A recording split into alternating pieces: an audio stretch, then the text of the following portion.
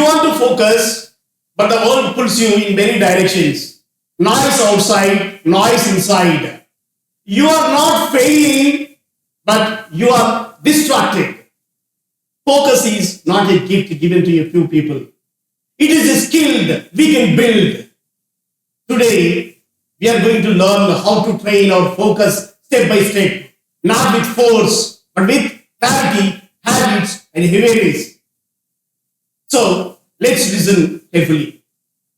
Because better focus means better decisions. And better decisions, they shape our lives. So, let's start with the tip number 1. Make a schedule. For focus, make a schedule. You wake up every morning with the same problem. Too many things, too little time. When everything looks important, your mind becomes confused.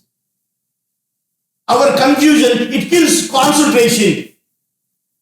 A schedule is not about control. A schedule is about clarity. When you put your day into time blocks, your brain relaxes. It no longer asks, what should I do next? That question drains energy. This is called decision fatigue. Psychologists, they say the human brain, it makes nearly 35,000 decisions every day. By evening, our brain is tired. That is why we procrastinate at night. A schedule, it removes hundreds of small decisions. You decide once, then you can follow. You give more time to important work. You give less time to low value work. That is smart focus, smart concentration. Write your waking hours. Say 6 a.m. to 10 p.m. Block fixed items first. Sleep, meals, travel. Now block priority work, urgent work, important work. Then keep blocks broad. Do not over plan. Leave some free time. Because focus needs rest. When your day is visible on paper, your mind stops wandering. You stop reacting. You start directing. So, today, before we sleep, write tomorrow's schedule. One page, one pen. Then you will feel the difference. You will feel the difference by morning. That is the power of scheduling. Then let's go to tip number 2. Be a single tasker. Be a single tasker for concentration. We think multitasking, it saves time, but it does not. Research shows that every time you switch tasks, your brain loses 20 to 40% efficiency. This is called switching cost. You are not multitasking. You are task switching. And task switching, it drains your focus. It drains your concentration ability. When you reply to a message while you are working, your brain breaks rhythm. Then it takes 15 to 25 minutes to regain deep focus. This is a proven fact from workplace studies. Single tasking means one task, one window, then one goal. When you focus deeply, work, it finishes faster. Quality improves. Mistakes will be reduced. Multitasking is acceptable only in simple automatic activities like walking and listening to music, cleaning and talking. Not thinking work, but for learning, planning, writing, analyzing. For these works, single tasking is the only way. Next time, do only one task. Close all other tabs. Put your phone face down. Experience deep focus once. You will want it again. So that's the power of deep focus. Then let's go to the technique number 3. Use to-do list. To-do list. Your brain is not designed to remember everything. It is designed to think. When you keep tasks in your head, mental load increases. Stress, it increases. Then focus automatically drops. A to-do list, it moves memory outside your brain. It frees mental space. Studies, they show that writing tasks down, it reduces anxiety by up to 30%. Your brain feels safe. Nothing will be forgotten. A good list, it does 3 things. This list, it prioritizes, it motivates, it guides. Checking off a task, it releases dopamine. That is the motivation chemical. We may have a doubt, where should I write? On digital or paper? You can use anything, both work. Digital is flexible, paper is simple. Choose one system, stick to it. Multiple lists, they create confusion. So, one brain, one list. Always start your day with the most important task. Not the easiest, not the quickest. When energy is high, focus on what matters most. Right now, write 3 tasks for tomorrow. Only 3. Circle the most important one. Then do that most important thing first. Then we'll move to technique number 4 for concentration. That is, make action plans. Big goals. They scare the people. They scare the brain. The brain avoids what looks big. Writing a book, starting a business, or preparing for an exam. These are not tasks. They are the monsters for brain. An action plan, it breaks the monsters into steps, small steps, because these small steps, they feel safe. Safe steps, they invite action. So, an action plan, it reduces overwhelm. It stops procrastination. It creates momentum. When goals are vague, focus collapses. When steps are clear, focus rises. Categorize your work. Assign timelines. Remove unnecessary steps.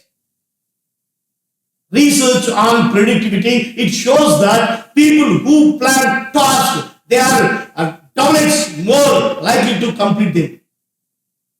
Your brain, it loves structure.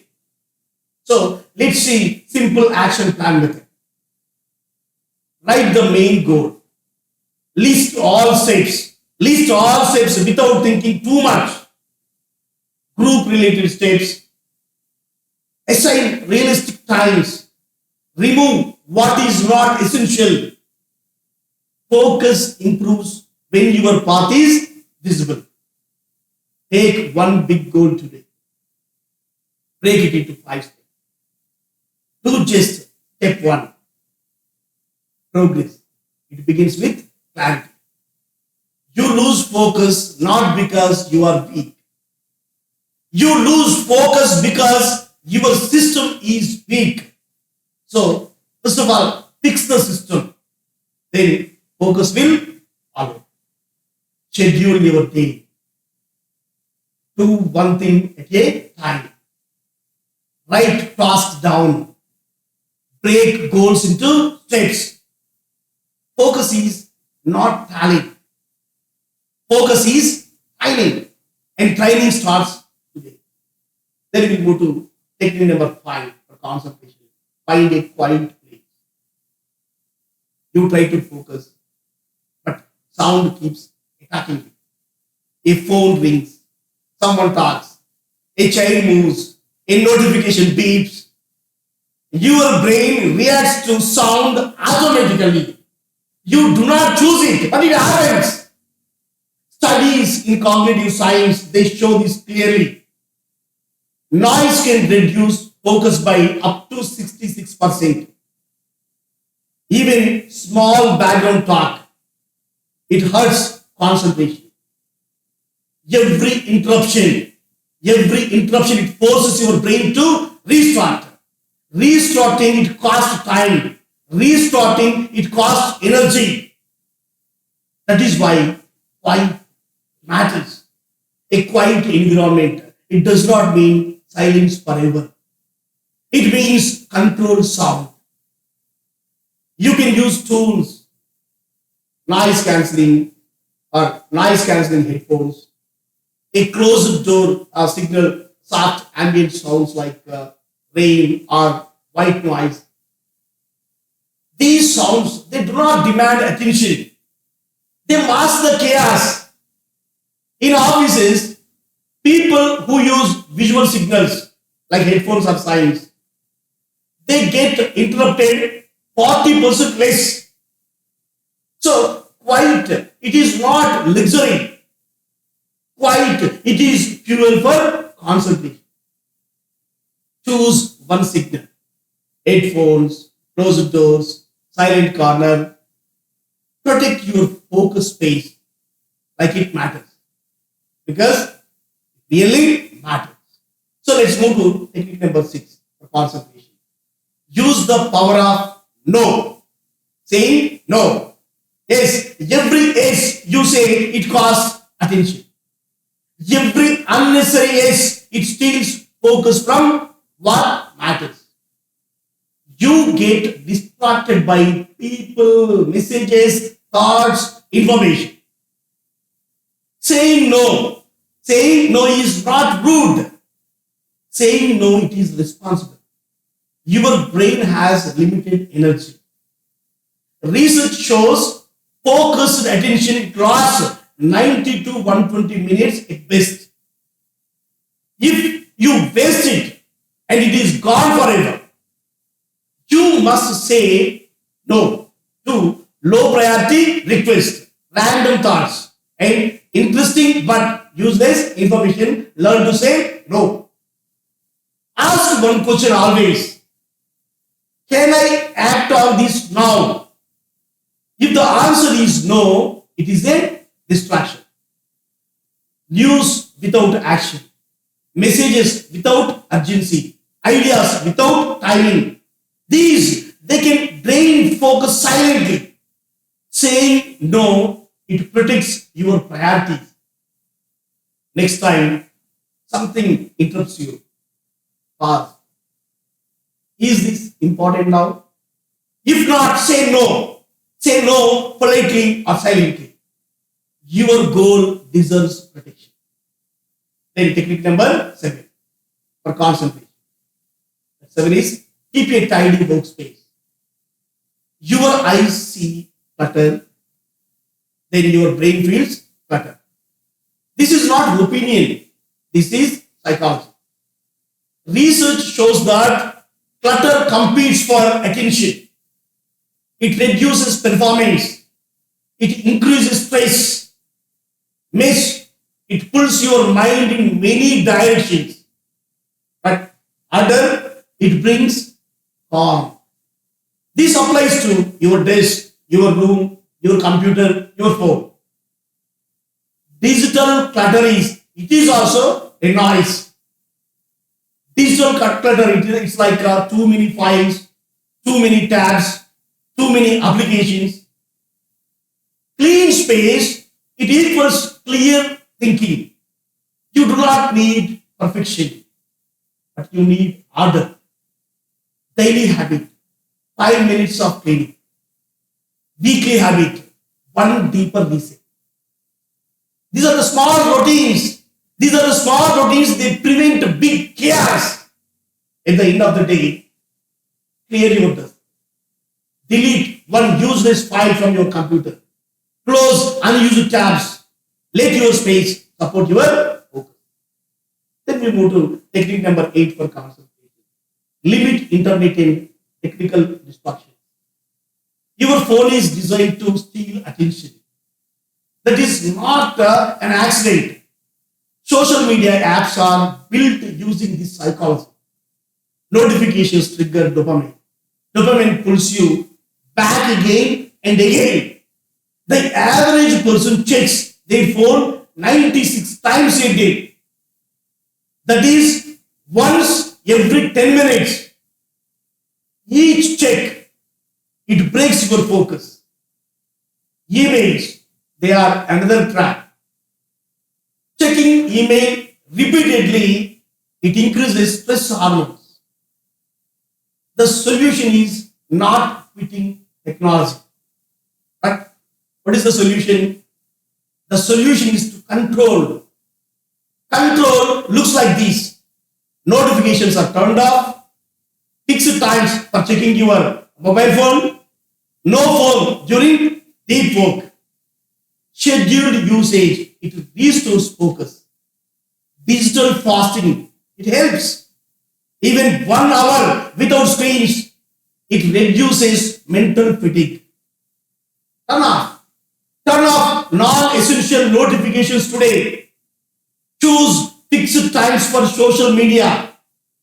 Give your brain breathing space. Then you will feel lighter. Then technique number 9, reduce non-productive thinking. Not all distractions come from outside. Many come from inside. Doubt, worry, fear, regret. These thoughts, they repeat. They drain focus. They produce nothing. This is called non-productive thinking. Your brain loves problems, but it hates uncertainty. The solution is redirection. Do not argue with thoughts. Do not fight with thoughts. Ask one question. Ask one question instead. What action can I take now? Action silences mental noise. Meditation helps here. Study shows that meditation reduces mind wandering by over 50%. Meditation, it trains skill. Bring attention back. The skill is bring your attention back. It brings back again and again. That skill transfer to daily life. When negative thoughts appear, do not panic. Take one break. Shift to action. Focus returns when action begins. Then let's go to technique number 10 for concentration. Deal with disruptive ideas. Ideas are so powerful, but ideas can destroy focus. Some ideas feel urgent. Most are not. Urgent means it must be done now. Important means we can do it later, but it matters. Confusing these two, it ruins productivity. Your brain throws ideas randomly during work, during study, during meetings. If you chase every idea, focus dies. Your concentration dies. The solution is simple. Park the idea. Use a notebook or application, voice memo. Write it down. Close it. Return to work.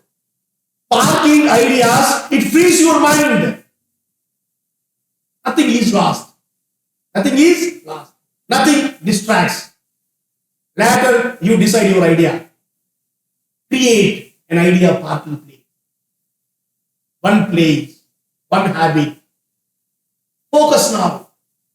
Ideas are meant for later. Focus is not about force. Focus, concentration is about environment. It is about boundaries. It is about habits. Silence noise. Say no. Clean your space. Control your technology. Guide your thoughts. Park your ideas. You do not need more motivation. You need fewer distractions. Tip number 11 for concentration. Find the sweet spot of challenge. You lose focus for two reasons. Work is too easy or work is too hard. Easy work, it creates boredom. Boredom switches off attention. Very hard work, it creates fear. Fear, it blocks action.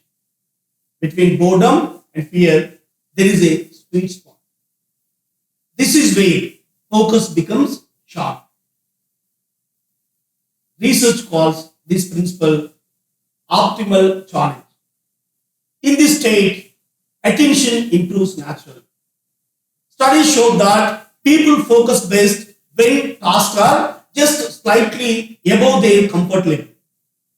Not too easy, not impossible. When challenge rises a little, focus, it rises a lot. Your brain wakes up. Distractions fade. Time feels different. So, today, let's increase a difficulty slightly and add one extra question, one extra page, one extra repetition. Find your sweet spot and stay here. Then let's move to tip number 1. Use brute force focus. Some tasks, they are hard, very hard. You want to escape. Your brain looks for comfort. This is where brute force focus begins. Brute force focus, it means one decision. I will not quit. You choose one difficult task. You give it full attention, no escape. Neuroscience, it shows that mental endurance, it grows just like muscle. Under pressure, neural connections, these spin things. Then studies on deep work, it shows that 90 minutes of intense focus, it can outperform 6 hours of distracted work. This method trains persistence. It builds confidence. It expands your limits. You stop asking, can I do this? Then you start saying, I will finish this. Choose one hard task today. Set a timer for 60 minutes. No phone, no breaks. Push through. You will surprise yourself. Then we move to tip number 13. Technique number 13 for concentration. Avoid autopilot syndrome. Avoid autopilot syndrome. You drive home and forget the journey. You scroll without thinking. You work without awareness. This is called autopilot mode. Autopilot, it feels comfortable, but it weakens focus. When you repeat tasks without awareness, the brain stops paying attention. Aviation studies, they show that autopilot errors, they cause major failures when awareness drops. That is why pilots are trained to stay alert even during routine flights. Your life works in the same way. Routine without awareness, it dulls the mind. You must bring conscious attention back into routine tasks. Change small things. Change small things. Take a new route. Rearrange your desk. Change task order. Novelty, it wakes the brain. Identify one routine task every day. Do it differently. Stay alert. Try awareness in small moments. Then we move to technique number 14. Technique for concentration. Practice meditation. Practice meditation.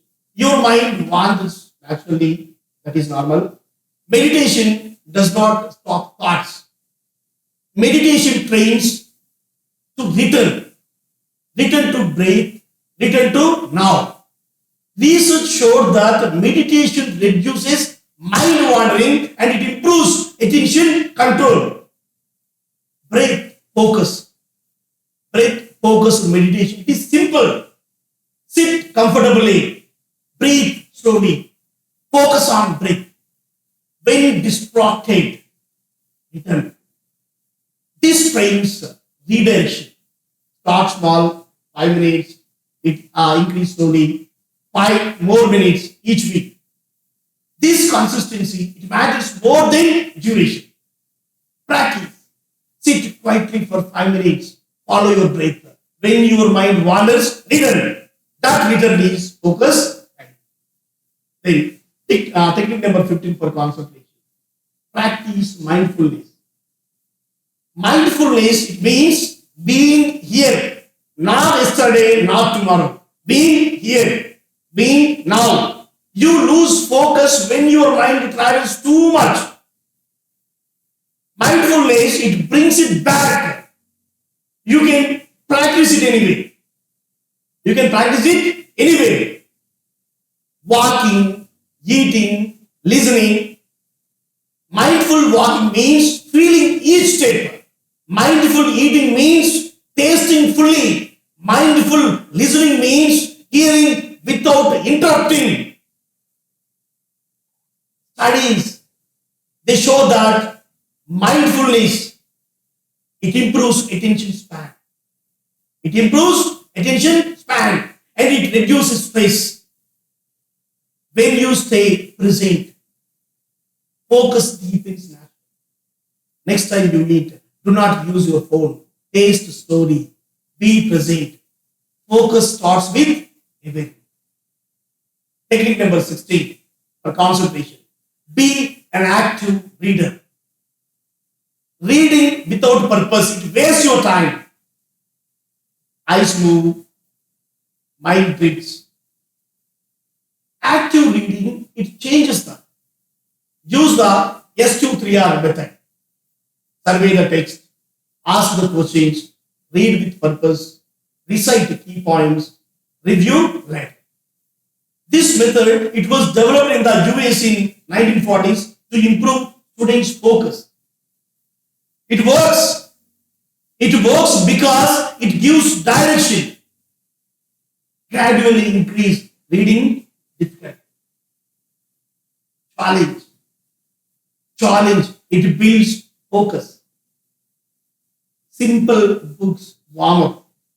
Simple books warm up. It brings attention. Hard books, they stretch it. Before your next reading session, ask one question, read only to answer it. Your focus will sharpen instantly. Then, technique number 17, play games for concentration. Games are not just fun, they train attention, chess and go. They demand focus. One mistake, it changes everything. Brain training games, they improve reaction time and attention span. Studies show that short game sessions, they can improve focus by 10 to 20 minutes. But limits, they are very important. Too much gaming, it becomes a distraction. It becomes a distraction. Use games as tools, not as escapes. Choose challenging games. Set time limits. Play one focus-based game today. Limit it to 20 minutes. Then you can try your attention. Then stop it. Let's move to technique number 18. Learn fun and challenging skills. Fun, concentration. Learning is focus training. New skill, it forces attention. They demand patience. Sports, they train body awareness. Music, it trains coordination. Language, it trains memory. Then we have yoga. Yoga, it trains breath and balance. Neuroscience, it shows learning new skill, it creates new brain pathways. It empowers concentration and adaptability. Choose something fun. Challenge keeps you engaged. Do not quit early. Persistence is key. Choose one skill you always wanted to learn. Commit for the skill for 30 days. Stay consistent. Your focus will grow with every session. Focus is not fixed. It grows with challenge. It strengthens with practice. Push. Push a little. Stay in the present. Train yourself daily. Because your attention is your power. Use it. Then let's see technique number 19. The concentration. Implement sustainable work hours. You are not a machine. Yet you try to work like machine. Long hours, they feel heroic, but they quietly destroy focus. Burnout is not sudden. It is slow leakage of energy. The World Health Organization officially recognized burnout in 2019 as a work-related condition. That matters. Studies, they show productivity drops sharply after 50 hours a week. After 55 hours, output automatically falls. But stress rises. Stress rises. Sustainable work hours means this. You work in a way you can repeat tomorrow. You can repeat the same work tomorrow, the next week, the next year. Because focus needs fuel. Fuel needs balance. Consistent energy beats short bursts of overwork. Look at your daily schedule. Reduce just 1 extra hour of overwork. Protect tomorrow's focus today. Then tip number 20. Take smart breaks for concentration. You think breaks waste your time. They do not. Breaks recover focus. The human brain can deeply focus for about 90 minutes. After that, attention drops. Smart breaks are short. Smart breaks are short. Smart breaks are intentional. Scrolling is not a break. It feeds noise. What is a good break? A good break is a movement, taking a fresh air, taking water, silence.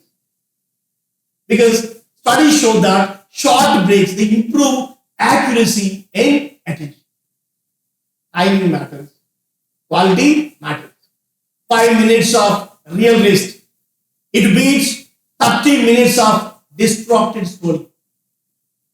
After your next 90 minutes of work, stand up. Just take a walk. Breathe deeply. Later refresh. Then technique number 21 for concentration. Take care of your body. Take care of your body. Your brain lives inside your body. Ignore the body. Then if you ignore it, the focus collapses. Sleep matters most. Studies show adults need 7 to 9 hours of sleep. Less sleep, it reduces attention, memory, and judgment. Diet, it matters. Heavy sugar spikes. Heavy sugar, it spikes crash focus. Balanced meals, they stabilize energy. Exercise, it increases blood flow to the brain. Just 20 minutes of walking, it improves your concentration.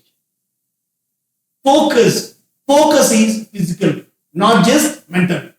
So today, sleep on time. Tomorrow, move your body. Feed your brain well. Then let's move to technique number 22. Make a calming routine for concentration. Your brain hates chaos. It loves rhythm. Morning routines, they reduce stress. Evening routines, they calm the mind. Routines, they remove decisions. Less decision making means more focus. This is called reducing decision fatigue. Successful Successful people across the world, they rely on routines for one reason: consistency. Morning routines, they prepare focus. Evening routines, they reset focus. Simple routines, they work best. Create one small routine today. Same time, same action, every day. The things will be done for concentration. Then tip number 23 for concentration. Find internal motivation. External rewards fade. Money, praise, fear. But internal motivation, it lasts long. Internal motivation, it comes from meaning, from growth, from purpose. Psychology studies, they show that people driven by intrinsic motivation, it stay focused longer and feel less stress. Ask yourself one question: why does this matter to me? When your reason is clear, focus follows naturally. Write one sentence today: why your work matters to you. Read it when focus drops. Then tip number 24. Know your top 3 goals for concentration. Too many goals, they scatter focus. Everything feels urgent. Nothing gets done well. So, studies shows that fewer goals, they create higher success. 3 goals are enough. They give clarity. They guide decisions. When something new appears, you ask, does this serve my top 3 goals? If not, wait. Write your top 3 goals today. Nothing more. Stick to those 3 goals where you can see them. Then technique number 25 for concentration. Take stock of big accomplishments. You move forward, but you forget how far you came. Reflection builds confidence. Confidence fuels focus. When you remember past success, fear reduces. Self-doubt, it quiets. Reflection also shows direction. What worked, what did not work. This is not pride. This is awareness. List your 3 big accomplishments from your life. Read them slowly. Remind yourself of your strength. Enough. Then tip number 26. Have a mission statement for confidence. Focus needs a compass. A mission statement, it gives direction when life feels noisy. It answers one question: what am I here to do? People with clear purpose, they show higher resilience and attention. Your mission does not need to be perfect. It needs to be honest. Write one paragraph today, what you stand for, what you aim to be. Let it guide your work. Then, technique number 27 for concentration. Use reminder notes and quotes. The world distracts you daily. You need reminders. Visual cues bring the mind back. Sticky notes, simple quotes, one powerful sentence. Seeing is remembering. Behavioral studies, they show visual reminders, they significantly improve habit consistency. They bring your attention back, those reminders. Place those reminders where your eyes go often. They act as anchors. Write one motivating line today. Stick it near your workspace. Let it pull your focus back again and again. Focus is not force. It is care. Care for your time, care for your body, care for your purpose. When life is aligned, focus flows. Start small, stay consistent. Your future attention, it depends on today's choice. Then technique number 28 for concentration. Hold yourself accountable. Hold yourself accountable. Focus, it improves when you tell the truth to yourself, not to others, to yourself. Tell truth.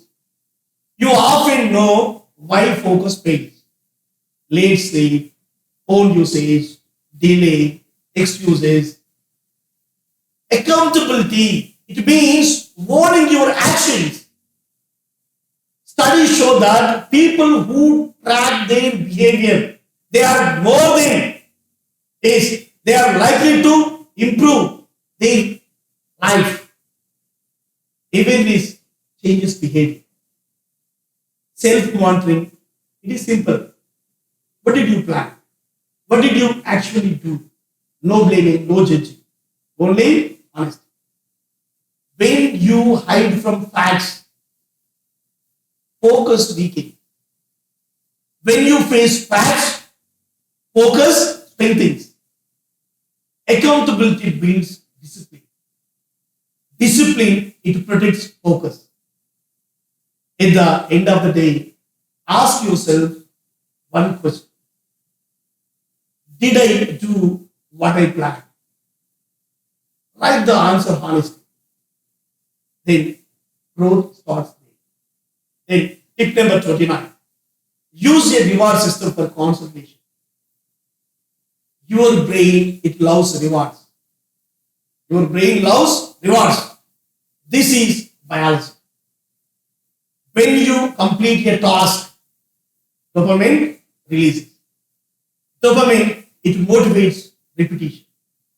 But you must reward focus, not distraction. Small rewards, they work best. A short walk, music, tea. Studies in behavioral psychology, they show that consistent rewards, they increase habit formation by over 40%. The reward must come after effort, not before. Reward system, it turns discipline into habit. Over time, focus becomes automatic. Choose one small reward today. Link it to one focused task. Train your brain to love focus. Very tip number 30. Seek mentors for concentration. Seek mentors for concentration. You do not grow alone. You do not grow alone. Every focused person learns from someone. Mentors, they shorten the learning curve. They warn you early. They guide you when confused. History shows this clearly. Scientists, athletes, leaders. Guidance, it saves time. Mentors, they provide feedback. Feedback, it sharpens focus. Mentors, they also inspire. They show what is possible. You do not need many mentors.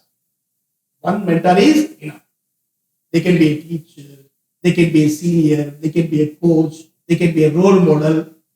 Identify one person. Identify one person you respect. Observe them, learn from them, ask questions when possible. Done. Tip number 31 for concentration. Record your time use. You think you know where time goes. You usually do not. Studies show people underestimate wasted time by 30 to 40%. People underestimate time, wasted time. Time leakage happens silently. Phone, breaks, unplanned tasks. So recording time, it reveals truth. Not forever, just for a few days. When you see a pattern, when you see patterns, change becomes easy. Awareness brings control. Control restores focus. You do not manage time. You manage attention. For the next 2 days, track your time. No judgment. Just record your time. Your focus will improve. Focus survives when you take responsibility. Be honest. Be honest. Reward your effort. Learn from others. Watch your time. No magic. No shortcuts. Just awareness and action. Start today. Your future focus. Your concept depends.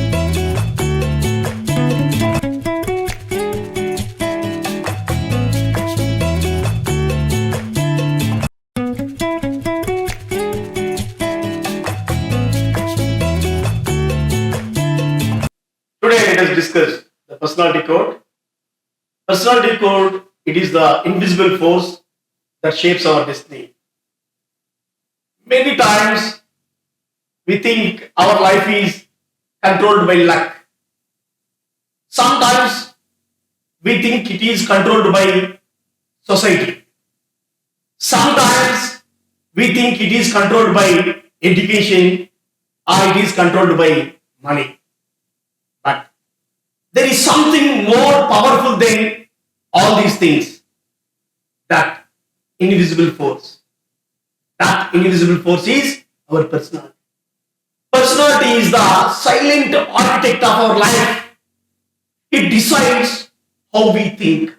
It decides how we react. It decides what attracts us and what pushes away. This personality, it decides whether we become leaders or whether we become supporters. This personality, it decides whether we become thinkers or whether we become doers. It decides whether we become dreamers or planners. Most people, they spend their whole life trying to change their situation. But very few people, they try to understand their nature. The truth is, that is very powerful. When we understand our nature, we understand direction. When we understand our life's direction, we stop feeling lost. Many of our frustrations, they come from this one mistake. We try to become someone we are not. We compare our life with someone else's life. We compare our strength with someone else's strengths. But wisdom, it begins when comparison ends. A seed of a mango tree, it should not try to become a coconut tree. Its greatness lies in becoming the best mango tree possible. Similarly, our greatness, it lies in becoming the best version of our personality. So, let us travel inside our human mind. Let us understand why we behave the way we behave. Let us understand why people around us, they behave differently. Because the day we understand personality, the day many of our confusions, they disappear. And when confusion disappears, confidence appears. So, why people think differently even in the same situation? If you ask this question, let us imagine a simple situation. For example, two people lose a job. One person, he immediately starts planning the next step. But another person, he becomes worried, he becomes fearful. Let's take one more scenario. Two students get the same marks. One feels motivated to improve and another student, he feels disappointed. Two people receive criticism. From these two people, one person, he accepts it and he improves himself. And the second one, he becomes angry. What creates this difference? It's not just intelligence. It's not just education. But It is the personality. It is the personality. Personality is like a lens. Personality, it decides how we see reality. Some people see problems as challenges. Some people see problems as threats. Some people, they trust easily. Some people, they verify everything. Some people, they speak quickly. Some people, they think deeply before they speak. These are not habits alone. These are personality expressions. These are personality expressions. And here is something important to understand. Personality is not right or not wrong. It is not about right or wrong. It is simply a different wiring. Electricity, it can light a bulb. Electricity, it can run a fan. Electricity, it can run a computer. The electricity, it is the same. The output, it depends on the design. Similarly, human potential is universal. Expression, it depends on personality. When we understand this, we stop judging people unnecessarily. We start understanding. We start understanding instead of blaming others. Personality, it becomes a clearer. It becomes clearer when we see it in action. Theory, it becomes wisdom when we see examples. The most important thing to remember is this. Personality is not about judging other people. Personality is about understanding different patterns. When we understand these patterns, we stop reacting emotionally. Then we start observing intelligently. When we look at leaders, when we see a personality, then we can see their personality very clear. Because leadership, it magnifies their personality. Pressure reveals personality. Crisis reveals personality. So we should observe. We should observe how different personality directions appear in leadership and their behavior. Human personalities, they often move in four broad directions. Some people, they move towards results. Some leaders, they move towards relationships. Some people, they move towards stability. Then some people, they want accuracy. Result-oriented people, they focus on goals. They like speed. They like achievement. Relationship-oriented people, they focus on people. They like harmony. They like appreciation. Then stability-oriented people. Stability-oriented people, they focus on consistency. They like peace. They like security. Then accuracy-oriented people, they focus on correctness. They focus on correctness. They like logic. They like details. Every society, it needs all sorts of people. I mean, these four people. Without result people, nothing moves. Without relationship people, teams break. Without stability people, systems collapse. Then without accuracy people, quality falls. So wisdom is understanding this balance. Wisdom is understanding this balance. Result-oriented personalities, they are driven by one powerful question. How do we win? How do we win? They are naturally drawn towards goals. They think in terms of progress. They feel satisfaction when movement happens. They do not like delay. They do not like confusion. They prefer clarity. They prefer action. example, when a result-oriented leader he sees a problem, the first thought is not why this happened. The first thought is how to fix this problem quickly. This explains why some leaders they communicate in a direct style because they focus on outcomes more than explanations. If we take the leadership style of Donald Trump, he shows many of these result-oriented patterns. His communication style is direct and fast.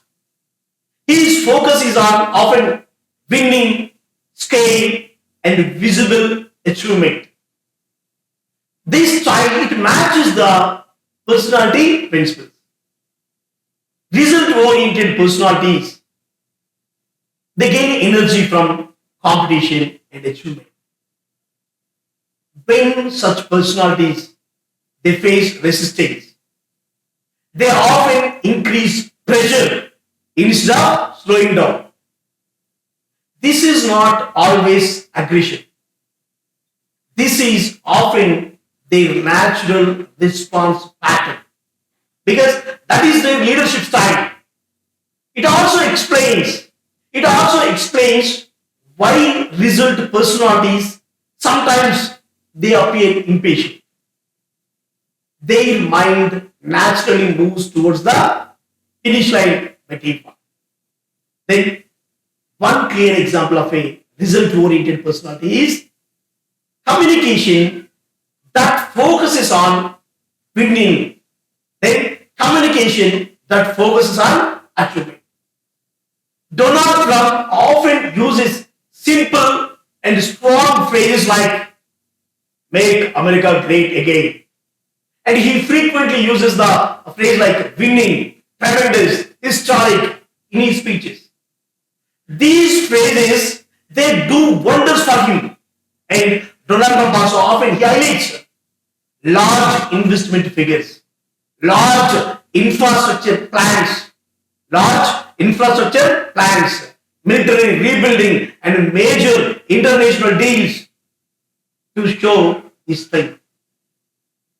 This reflects a personality that gains motivation from big transformations rather than incremental adjustments.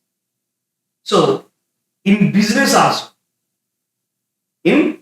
also, we can see this type of pattern.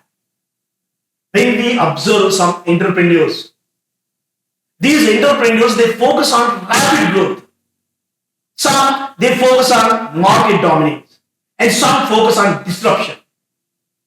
These are not random strategies.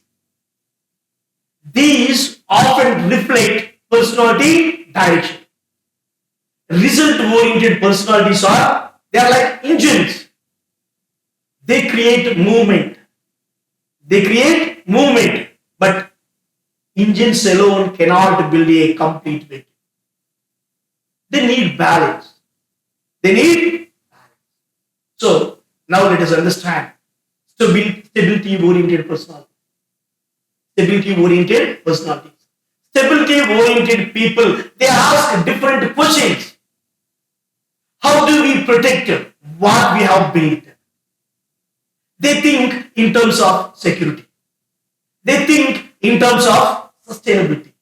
They think in terms of long-term reliability. They are not against change, but they want responsible change. If we take the example of leadership of Netanyahu, he shows many stability and result combined traits. His leadership it often focuses on security and long-term survival. It shows a personality that balances action with protection. Then stability personalities, they are very important. They are very important in leadership because they prevent systems from collapsing during pressure. For example, imagine a company. If we imagine a company that only has aggressive growth leaders. It may grow fast, but it may also collapse fast. Stability personalities, they ask important questions. Is this sustainable? Is this safe? Is this reliable? These questions, they prevent disasters. In families also, we see this personality. One family member, he may focus on new opportunities, and another family member, he may focus on safety and savings. Both are necessary. Stability personalities, they are like foundations. They may not always visible, but without these personalities, structure fails and structure falls. So now let us understand accuracy oriented personality. Accuracy oriented people, they ask another important question. Is this correct? Is this correct? They focus on details, they focus on logic, they focus on systems. They are naturally careful thinkers. They do not rush decisions without verification. If we take example of Ali Khamenei, he shows patterns. They are often associated with accuracy and stability orientation. His communication style, it often reflects careful ideological consistency and long-term system preservation. This shows a personality, that values correctness, that values continuity. Accuracy personalities are very important because they protect quality. Imagine a hospital. Imagine a hospital without accuracy personalities. Mistakes would increase. Imagine an engineering project without detail-oriented people. Failures would increase. Accuracy personalities, they slow things down sometimes, but they also prevent costly errors. In daily life, we see this difference. One person may say, let us do it fast. And another person says, let us do it right. Both voices are necessary. Accuracy personalities are like quality controllers. Now, let us notice something very interesting. All these types of leaders, they have operated for many years, but their basic style, it remains always similar. Adult personality, it tends to remain stable. Skills change, experience grows, but core tendencies, they remain similar. A direct communicator usually remains direct. A careful thinker usually remains careful. A stability focused leader usually remains stability focused. This is why understanding personality, it helps predict behavior patterns. It does not predict every action, but it helps us understand tendency. This understanding, it removes surprise. One of the most important lessons from personality science is no personality direction is superior. No personality direction is superior. Result personalities, they created movements. Relationship personalities, they created unity. Stability personalities, they created security. Accuracy personalities, they created quality. So, imagine a country with only one type, only result personalities. They create speed, but also they create conflict. Warmly stability personalities, they may create peace, but it leads to stagnation. Warmly accuracy personality leaders, they may create perfection, but also they delay the things. Warmly relationship personality type leaders, they may create harmony, but they avoid hard decisions. Balance. Balance creates success. This is why mature leadership, it requires multiple personality types working together. So let us understand something practical. Many conflicts, they are personality differences, not moral differences. A fast decision maker, he may think a careful thinker is a slow person.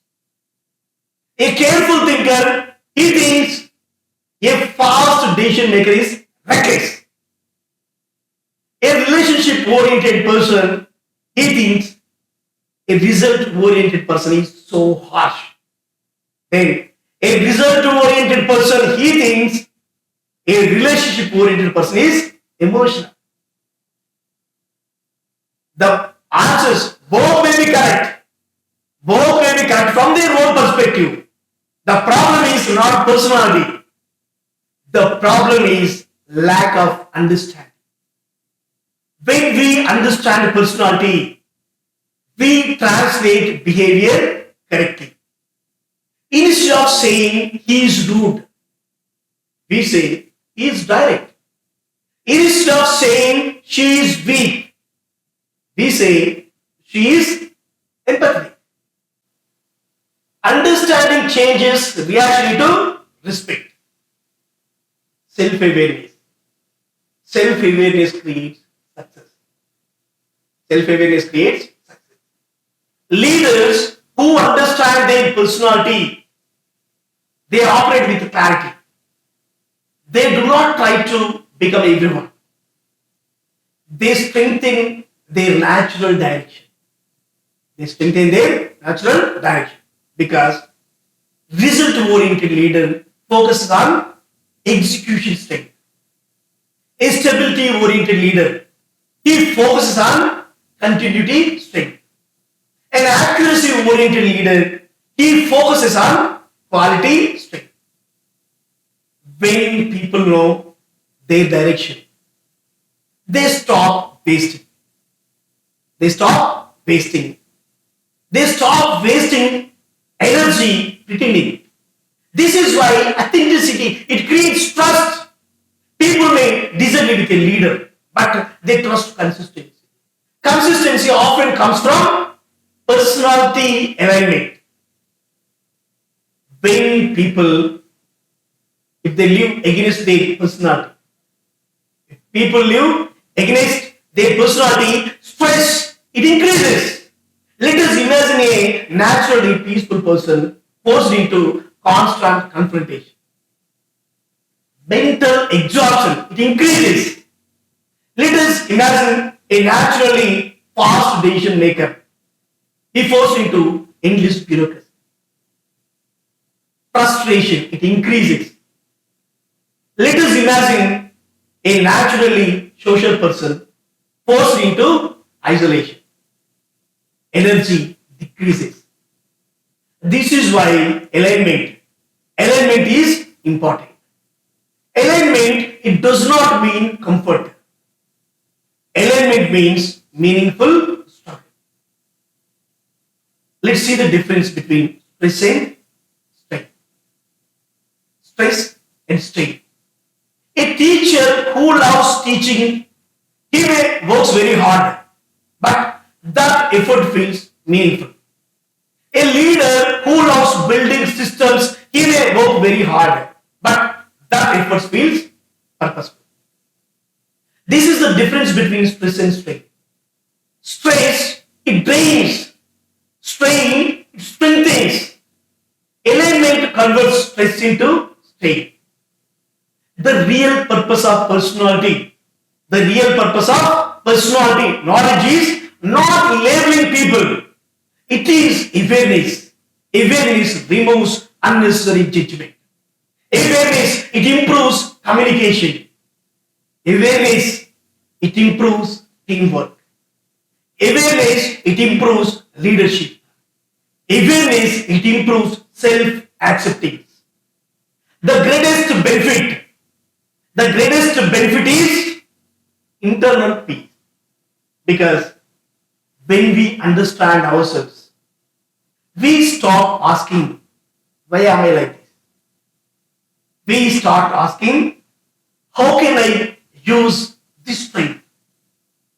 This is transformation. Every personality direction, it has power. Result personalities, they teach courage. Relationship personalities, they teach compassion. Stability personalities, they teach patience. Accuracy personalities, they teach discipline. A complete leader learns from all these four quadrants. We may start with one dominant direction, but wisdom comes when we respect all directions, all personality traits. Because the strongest systems are not built on similarity. They are built on complementary differences. So, the biggest problem is most people do not know themselves. Most people, they don't know about themselves. So, let's be honest. We know our mobile phone features. We know our mobile phone features. We know these features better than we know about ourselves. We know our friends' habits. We know our family members' weaknesses. But we rarely study our own mind. We spend years studying subjects, but we rarely study about ourselves. We don't know about our self-image. Because of this, many people, they live confused lives. They choose careers based on pressure. They choose goals based on comparison. They choose lifestyles based on trends. Then, after some years, they ask one painful question. Why am I not happy even after achieving success? The answer is simple. Because success without self-understanding, it creates emptiness. If a person who loves creativity is forced into mechanical work, they may earn money, but they lose the joy. If a person who loves people is forced into isolation, they may gain stability, but they lose energy. If a person who loves structure is forced into chaos, they may gain experience, but they lose peace. This is why self-awareness is not luxury. Self-awareness is necessity. Self-awareness, it saves years of wrong direction. Our personality is like a life's compass. Imagine you are traveling in a forest without a compass. You may walk a lot. You may work very hard. But direction may be wrong. Many people, they are doing exactly this. They are in a wrong path. They are working hard. They are struggling. They are trying. But they are not aligned with their personality direction. Personality is like a compass. So, it shows where our natural energy flows. When we move in that direction, growth, it becomes natural. When we move against the direction, struggle, it increases. This does not mean we should avoid difficulty. It means we should choose meaningful difficulty. Climbing a mountain is difficult. Swimming across an ocean, it is also difficult. But not every difficulty suits everyone. So, wisdom is choosing the right mountain. Research shows personality becomes mostly stable in adulthood. This explains something very interesting. People may change their skills, people may change their jobs, people may change their environment, but their basic tendencies, they often remain similar. A naturally curious child, he often becomes a curious adult. A naturally organized child, he often becomes a structured adult. A naturally social child, he often becomes a network building adult. This does not mean change is impossible. Change is possible. Change is possible. But change happens best when it builds on natural tendencies. For example, an introvert. If we take an introvert, he can become a good speaker. But still, they may still prefer meaningful conversations over large. An extrovert, he can learn discipline, but they may still enjoy interaction. This shows growth. It does not mean becoming opposite. Growth means becoming better. A calm person. A calm person becomes a stronger calm person. A calm person becomes a stronger calm person. A bold person, he becomes a wiser bold person. A caring person, he becomes a stronger caring person.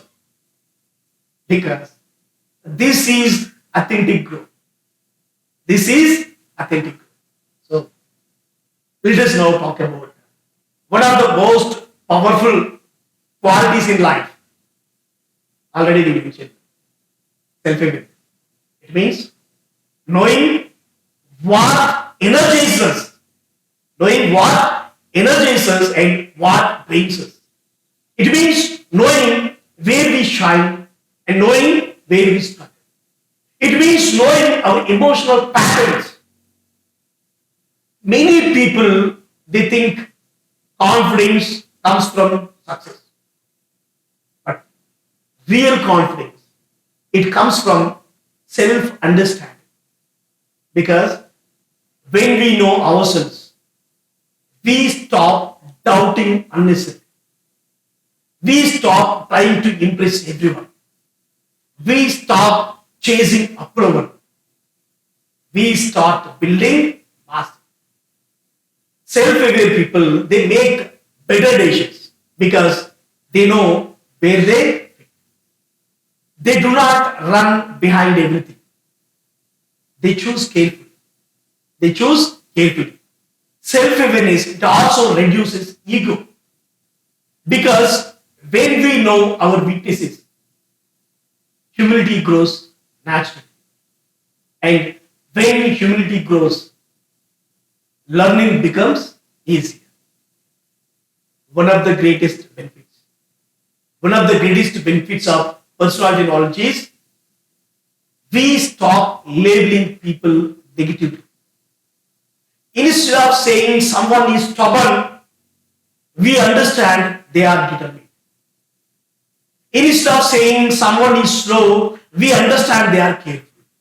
Instead of saying someone is emotional, we understand they are sensitive. Instead of saying someone is aggressive, we understand they are result focused. This shift from judgment to understanding, it changes relationship. Many conflicts disappear. Many conflicts would disappear when interpretation changes. Understanding personality is like learning a new language. Once we understand the language, confusion reduces. We stop expecting a calculator to behave like a. We stop expecting a poet to behave like an engineer. We stop expecting uniformity from diversity. And this brings. This brings. So, the secret of great leadership.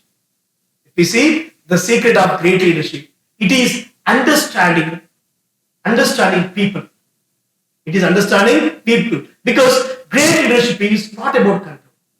It is about understanding. A great teacher, he understands students' differences. A great manager, he understands employees' differences. A great parent, he understands their children's differences. The best communicators, they adjust their message based on the listener. They do not speak the same way to everyone. They know some people. They know some people who want clarity. They know some people who want warmth. They know some people who want proof. They know some people who want inspiration. This flexibility creates influence. Rigid people, they create resistance. Flexible people, they create connection. This is why personality knowledge is leadership knowledge. Living against our personality is the hidden cause of stress. Many people, they feel tired, not because they work hard, but because they work against their personality. When personality and works both match, efforts, they feel meaningful. Effort feels meaningful. When personality and works clash, effort feels heavy. A creative person, if a creative person forced into routine work, he feels trapped. A social person, if he forced into isolation, he feels drained. A peaceful person forced into constant pressure, he feels exhausted. This is why. This is why many talented people feel unhappy. That is why we have seen the F2, F3, F4 movies. Because they are not in the wrong field. Because they lack it. They are in the wrong field because they lack alignment. Alignment, it creates energy. Misalignment, it creates F2, F3, F4. Understanding personality, it helps us avoid long-term misalignment. So, one of the greatest gifts of personality understanding is self-acceptance. We stop trying to be copies. We stop trying to be copies. We stop trying to impress everyone. We stop feeling inferior. We stop improving from where we are.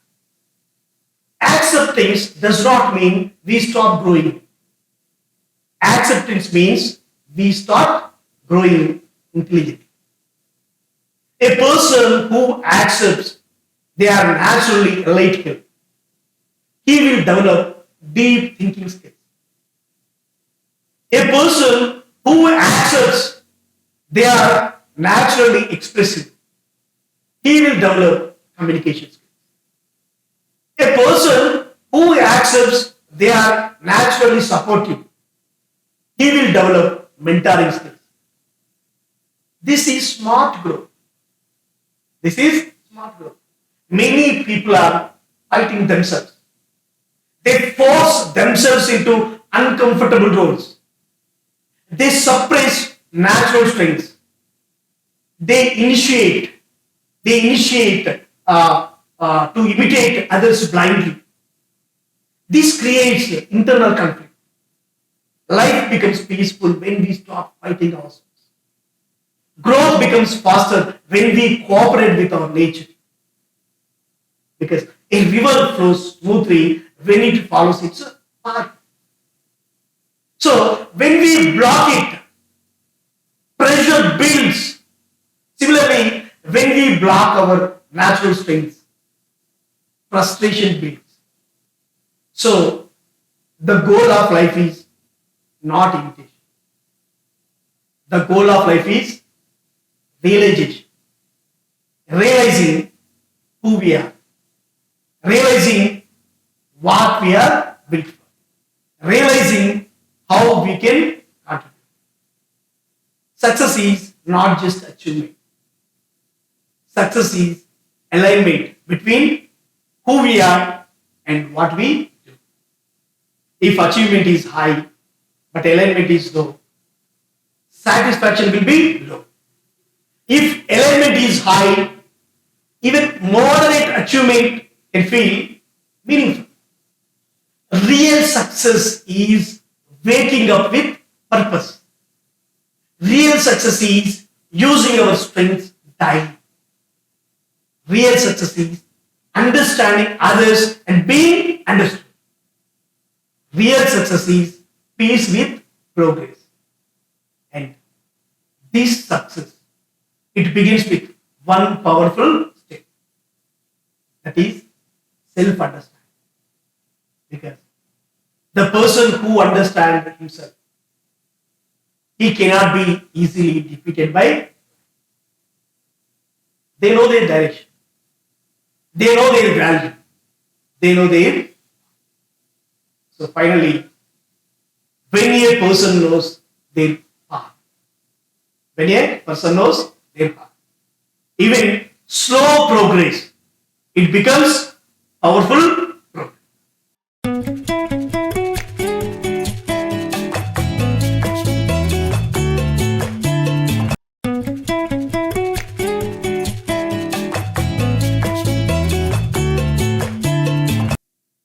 The most dangerous disasters in history, they were not always sudden. Some disasters, they grew slowly. So slowly that people ignored them. So slowly that leaders postponed to take action. So slowly that society adjusted to danger instead of solving the problem. So population growth is such a disaster. It does not explode like a bomb in one day. It expands like a shadow, quietly, gradually, silently, until one day the pressure becomes unbearable and unbreakable. This is why many people are not afraid, because human psychology, it reacts to sudden dangers, but it doesn't react to slow dangers. A flood, it frightens us. A war, it frightens us. A pandemic, it frightens us. But population growth, it frightens only those who study long-term trends, but not us. 10,000 years ago, when agriculture began, the entire human population, it was probably around the 5 million people. This is less than the population of many modern cities in present day. By 1650, humanity reached about 500 million. By 1850, it was 1 billion.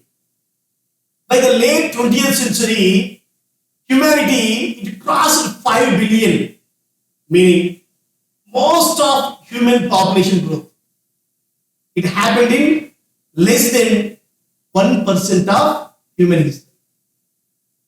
Today, means by 2026, humanity, it stands about 8.3 billion people. Think about it. Think about this transformation from 5 million to 8.3 billion people. For thousands of years, population growth was so slow. Then suddenly, in just a few generations, numbers multiplied beyond imagination. This is not just growth. This is a biological revolution. One of the most dangerous aspects of population growth is exponential growth. Exponential growth, it always begins slowly, but suddenly it accelerates. A famous example we can take is, imagine a pond where a plant doubles its coverage every day. If the pond becomes full on the 30th day, when was it half full? The answer is on 28th. That is the danger of exponential growth. For a long time, everything looks manageable until 29th day. Then suddenly, on 30th day, there is no space left. Human population, it follows a similar pattern. For decades, we think growth is manageable. Then suddenly, housing, it becomes expensive. Jobs, they became scarce. Water, it becomes limited. Food, it becomes costly. By the time society reacts, pressure is already critical. Human population growth, it accelerated. It accelerated dramatically after 1950 due to three major revolutions.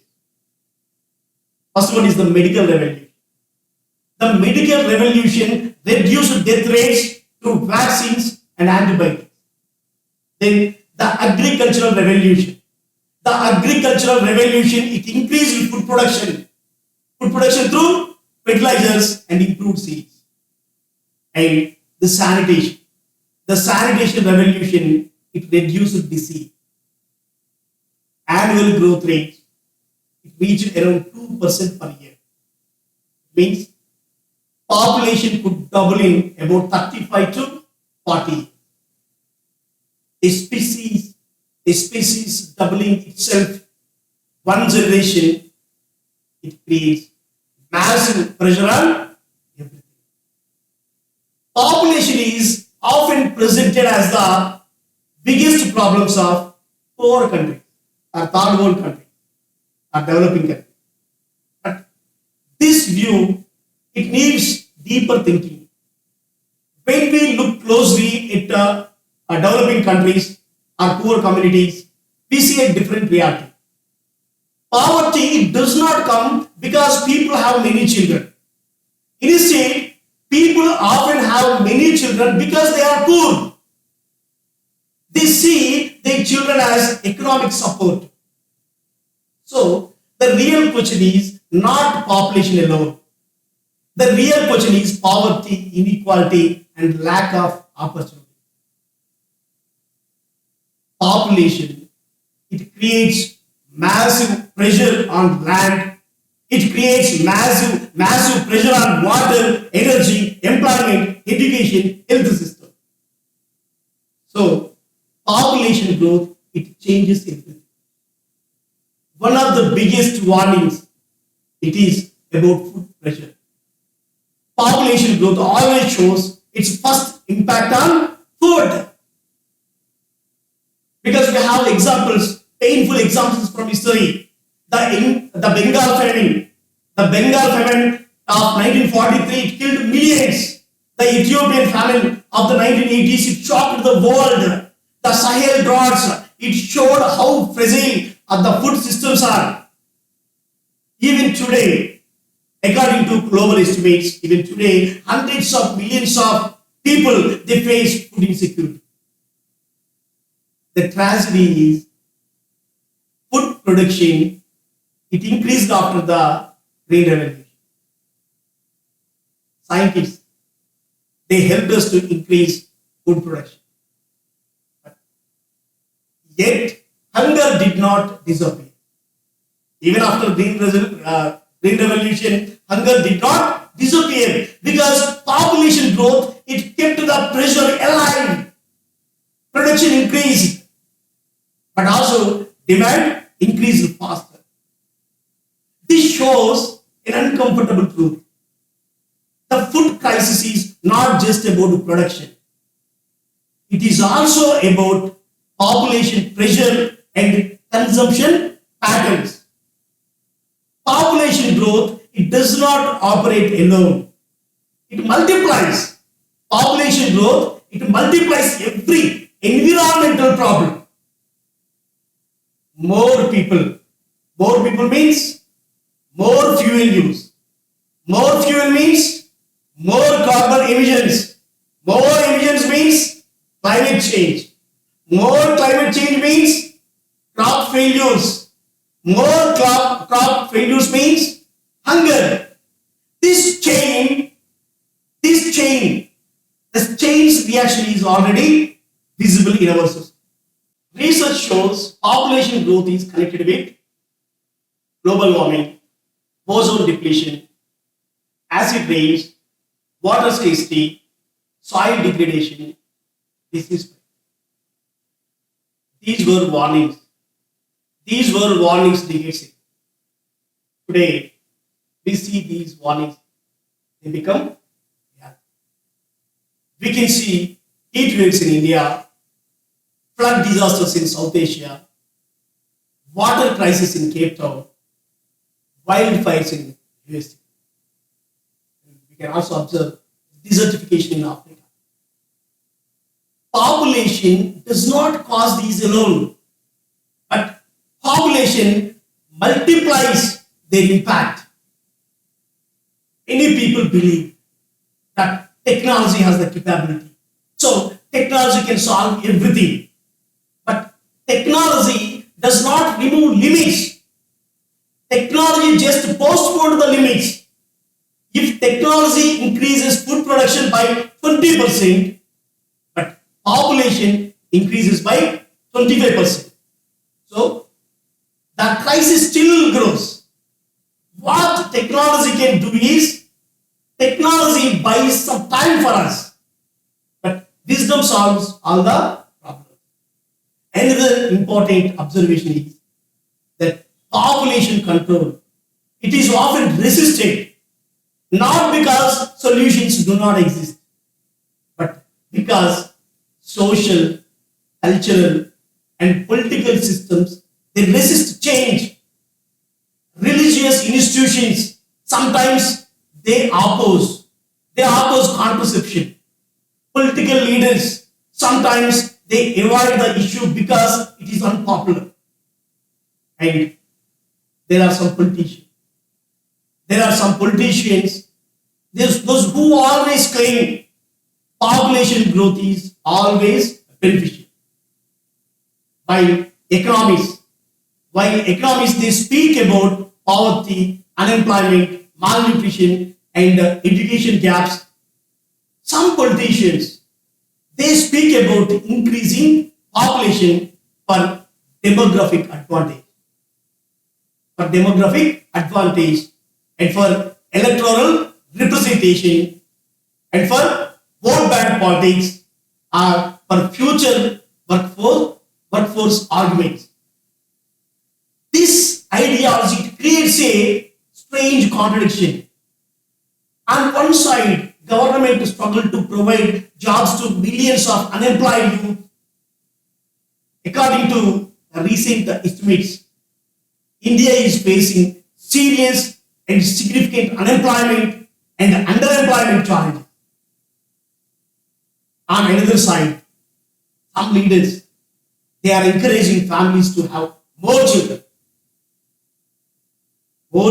Even when many families are already struggling, with the rising living costs, rising healthcare expenses, rising educational fees. This debate became sharper when Andhra Pradesh Chief Minister RajaRao Naidu, he suggested incentives like financial support for second child or third child to address declining fertility in Andhra Pradesh. Then also we can see the statement by Tamil Nadu Chief Minister M.K. Stalin. M.K. Stalin, he also raised concerns about demographic balance in the context of parliamentary representation debates.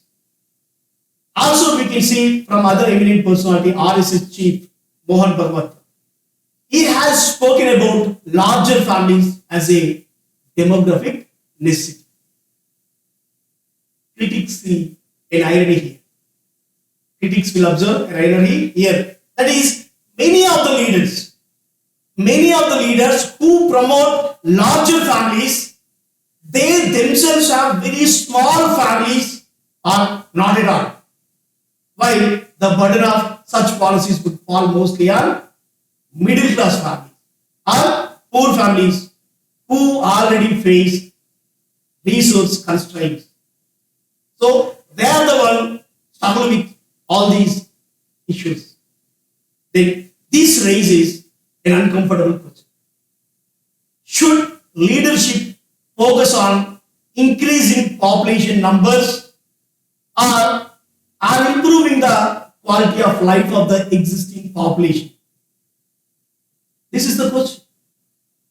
By providing better schools, better health care, better jobs, or better social security. There is a painful contradiction in how India is seen by the world.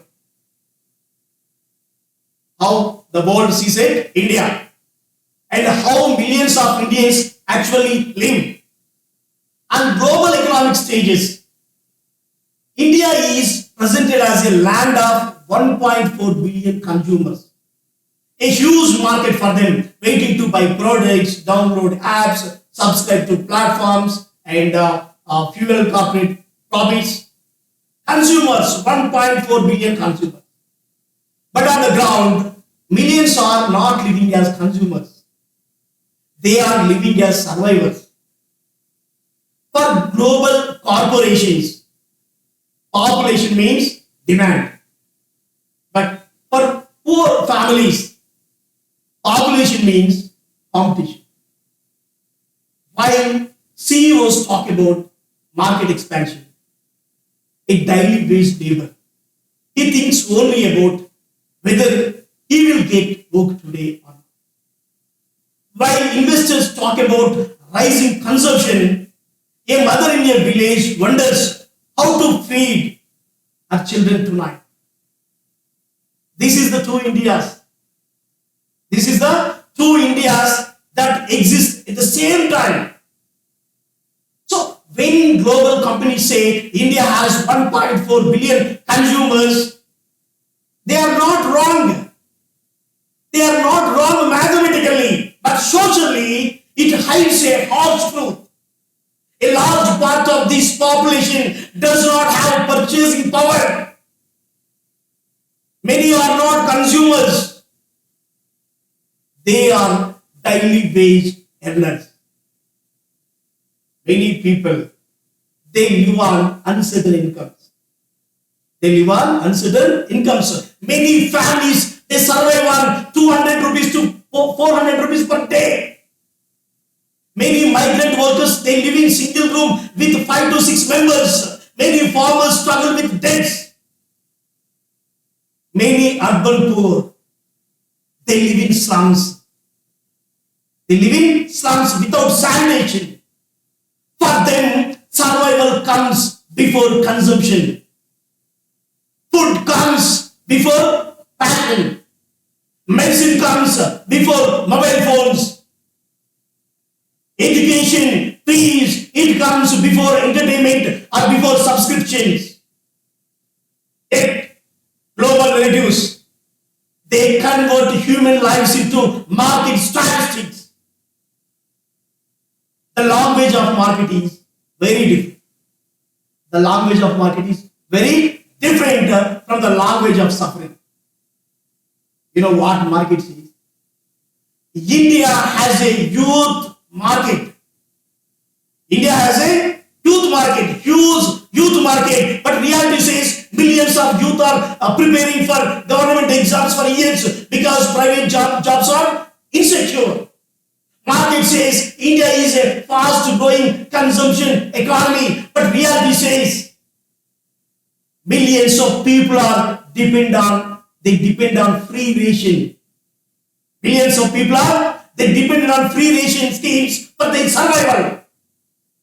Market says digital India is booming, but reality is many recharge mobile data but cannot afford hospital bills. Population is counted as opportunity. But their suffering, no one comes. Sometimes reality, it breaks through the statistics in heartbreaking ways. India has seen incidents where poor families, they carried their dead bodies on motorcycles because they could not afford ambulance charges. There have been reports. There have been reports of families carrying dead bodies on their shoulders due to lack of transport or due to lack of hospital support. We can see in our newspapers. These are not economic statistics. These are human tragedies. If you see the COVID-19 pandemic, during COVID-19, the world saw shocking images of us. Overcrowded hospitals, patients searching for oxygen, families running from one hospital to another hospital. In some places, crematoriums, they were overwhelmed. There were reports of bodies floating in rivers like in the Ganga because poor families, they could not afford cremation costs, and for some facilities were over. Mass cremation, it became symbols of broken health. It became a symbol of broken health infrastructure under pressure. At that time, India was still being described globally as a major consumer market. This is the painful fact. For a migrant worker, walking hundreds of kilometers during lockdown, India became a survival test. We still remember images of migrant workers walking on highways, carrying their children, pulling their luggage, sleeping on roads, sleeping on railway platforms, some dying on roads. These were not consumers. These were invisible citizens. This creates a serious moral question. Should a country celebrate population as a market before ensuring population as human beings? Should the focus be how many customers we have or how many citizens they live with dignity? Yes. Real development is not measured by market size. Real development is measured by how many people sleep without hunger, how many children complete their schooling, how many patients get treatment without debt, how many workers get paid wages, how many families live without fear of poverty. The biggest irony here is the same poor population that struggles to survive is also presented as economic strength. Their numbers attract investors because their labor is very cheap. It attracts manufacturing. Their consumption potential, it attracts brands. But their suffering rarely attracts equal attention. They are counted as market size. Not always counted as human struggle, but market size. Because real nation strength does not come from how many children are born, but it comes from how many citizens are educated, how many citizens are healthy, how many citizens are skilled, and how many citizens are able to live with dignity. There are some who argue distribution is the only issue. They argue that Distribution is the only issue, not the population. But the deeper analysis, it shows both population and distribution, both matter. The most painful truth is this: the world produces enough food, yet millions sleep hungry. This is not only a production problem, it is also a distribution problem. When population grows fast, when population grows faster than food production, even small shortages, they become disaster. A drought, it becomes famine. A price rise, it becomes starvation. A crop failure, it becomes a humanitarian crisis. Hunger, it is not only lack of food. Hunger is also lack of planning. If population continues to grow without control, food systems, they will always remain under pressure. We already discussed technology, it can increase food production. But technology alone cannot solve unlimited growth. Ignoring population while discussing development is like ignoring fuel while discussing fire. So, one of the most important insights is environmental damage is not caused equally by all people. A child born in a highly industrialized country consumes far more resources than a child born in a developing country. Nature gives. Nature gives everything right. Forests give oxygen. Rivers give water. Soil gives food. Oceans give climate balance. But population pressure, it is forcing humanity to take more than nature can regenerate. Forests, trees, they are cut. They are cut to build houses. Rivers, they are polluted by industries. Air, it is poisoned by vehicles. Land is exhausted by overuse. When population increases, consumption increases. When consumption increases, waste, it also increases. When waste increases, pollution increases. Finally, Mother Nature, it sends a bill. That bill comes in the form of climate change. That bill comes in the form of floods, droughts, heat waves, and disappearing biodiversity. These are not accidents. These are warnings. Nature is not punishing us. Nature is only reacting to our actions. This shows population must be discussed together with consumption. The challenge is not just how many people exist. The challenge is how humanity lives.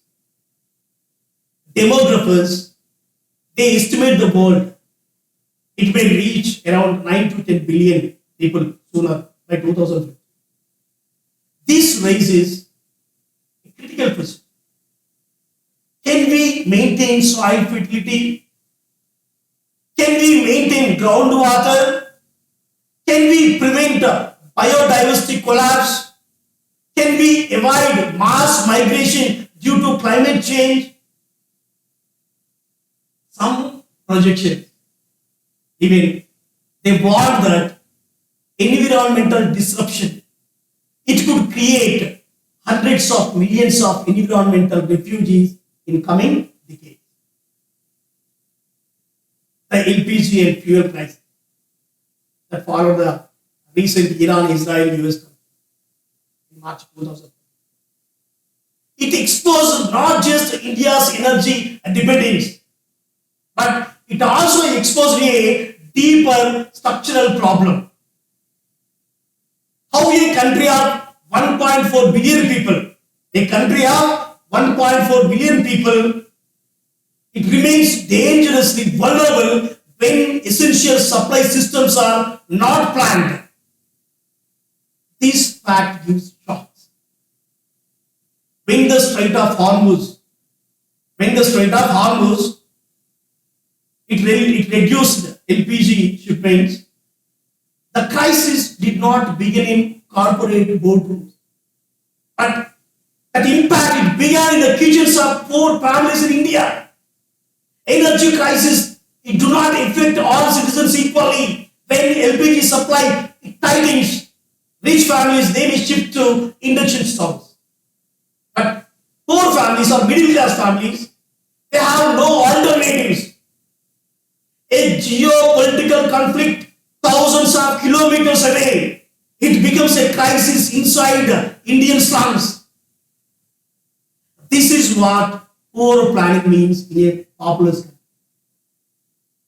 India's population size, it turns supply disruption into social stress. A shortage in a small country, it affects thousands. But a shortage in India, it affects millions.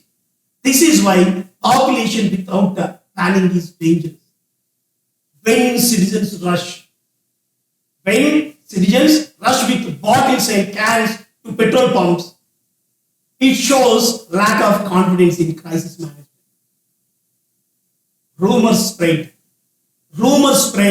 faster in large populations because fear, it spreads faster than facts. A well-prepared country, it can prevent panic. A well-prepared country can prevent panic. But an unprepared system, it itself creates panic. The real question is why planning did not match population growth. India knew three facts for decades. We import about 85 to 90% of its crude oil. We depend heavily on the Strait of Hormuz. Our LPG consumption, it doubled after welfare expansion. Strategic LPG reserves, strategic gas reserves, it remained far below global safety standards.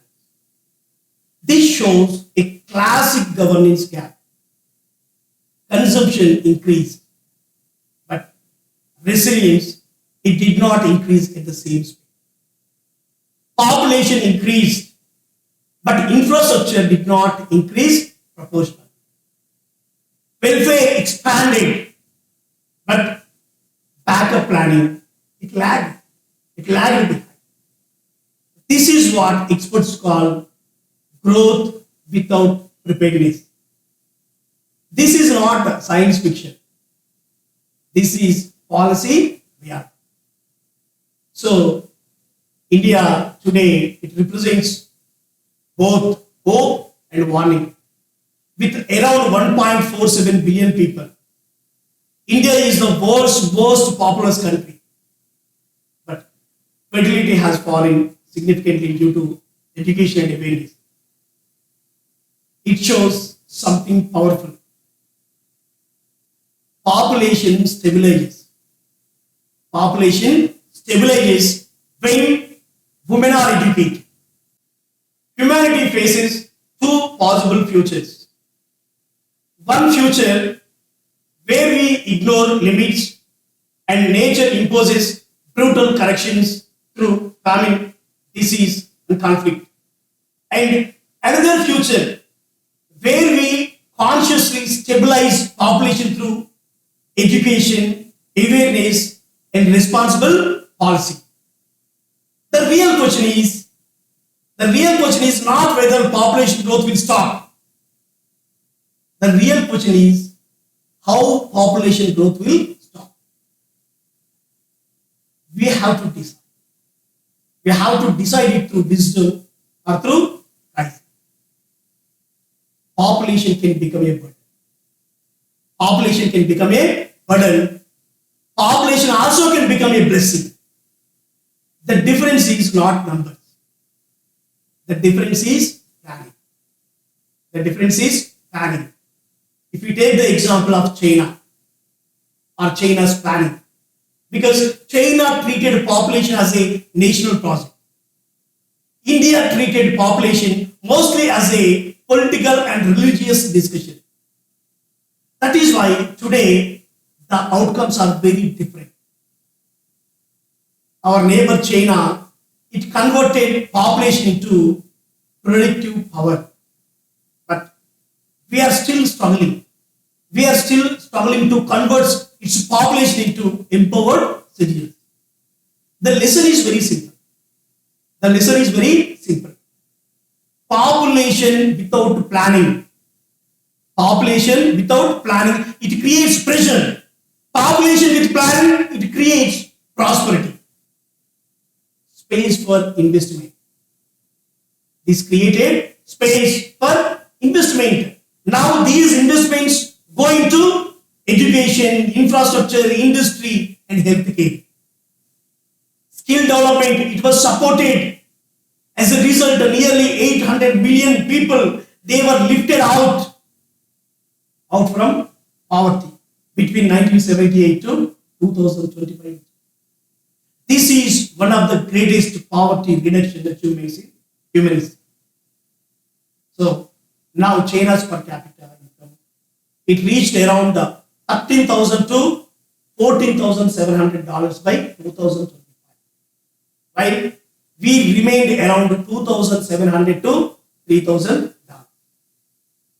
This difference is not because Indians are less capable. It is because China created more productive opportunities. So the country, it understood something fundamental. A country becomes powerful not by population size, but by population capability. So they invested heavily in infrastructure. It treated infrastructure as a national survival strategy. So we often treat it as a population as a political announcement. When crisis came, China had buffers. India faced LPG shortages affecting more than 330 million. Petrol queues formed, the industry slowed. It shows a painful lesson. India today has the youngest population among major economies. Around 52%. Around 52% of Indians, they are below the age of 30. This is a historic opportunity. But opportunity does not last forever. If jobs do not grow, this becomes demographic pressure. Nearly 800 million Indians, they still depend on food support, ration programs. Inequality remains high, with the top 10% holding more than half of income. So, population advantage without economic inclusion, it is a social. It is a social. So, we must understand this clearly, because India still struggles with a skill mismatch in youth. Many graduates, they remain unemployable because education does not match industry needs. So, population empowerment, it requires three things. Population empowerment, it requires three things: quality education, practical skills, job linkage. Without these three, population becomes statistical strength but economic weakness. Democracy is a strength. Ours is a democracy, it is strength. But execution, it must improve. Policies, they must move from announcement to implementation. We do not lack ideas. We do not lack ideas. We lack consistent execution. The real lesson is our population must be treated as a national project. Because China did it. China treated its population as a national project. Every policy linked to population outcomes. Population empowerment requires integration of education policy, industrial policy, infrastructural policy, health policy. Population policy is not about controlling birth. It's not controlling births alone. Population policy is about building capacity. What India must do is turning these numbers into strength. We should now focus on long-term execution. Planning must move from election cycles to general thinking. Because in a large country, people with 1.4 billion country, planning is equal. Planning is stability. Planning is important. Without planning, numbers multiply problems. With planning, numbers multiply progress. So, India still has time. We have time, but time is not unlimited. The window of demographic opportunity, it is open today, but it may not remain open forever. Tomorrow we don't know. The question is not whether India has population power. The question is whether India will use it wisely. By 2026, global population, it will be around 8.3 billion. The United Nations projects, they projected this population around 9.7 billion by 2050. But growth is uneven because Europe is aging, Japan is shrinking, South Korea faces population decline, Africa is growing fast, India stands at the center of this demographic transition. This is both opportunity and responsibility.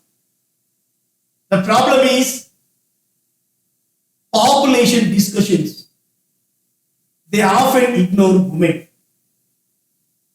But women are at the center of demographic change. Because early marriage, it increases fertility. Lack of education, it increases fertility. Lack of health care, it increases fertility. When women gain control over education, when women gain control over employment, fertility declines naturally. Population stabilization. It is impossible without gender justice. Studies, they show that fertility declines as education increases. Women with higher education, they will have fewer children. Families with better income, they will have fewer children. Urban families, they have fewer children than rural compared to rural families. The message is simple. If you want to stabilize population, if our system wants to stabilize population, build schools. If you want to stabilize population, improve health care. If you want to stabilize population, empower women. Population policy is actually development policy. Population is not just about numbers. It is about carrying capacity. It is about carrying sustainability. It is about justice between generations. Every generation has borrowed earth from the future. The question of the generation is whether we are returning it in better condition or not. The biggest mistake humanity can make is believing slow problems are small problems. Population growth is slow. Climate change is slow. resource depletion is slow, but their consequences, their consequences are huge, sudden. Civilizations do not collapse because they lack intelligence. Civilizations have collapsed because they ignore the warnings. Future generations, they will not judge us by our technology. Future generations, they will judge us by our responsibility. They will not ask how many people we produce. They will ask what kind of world we protected. The real population debate is not about controlling people. It is about protecting dignity. It is about ensuring that every child born here, born on this earth, every child must have food. Every child must have water. Every child must have education. Every child must have hope. Because the real development of humanity is not population growth. It is human well-being.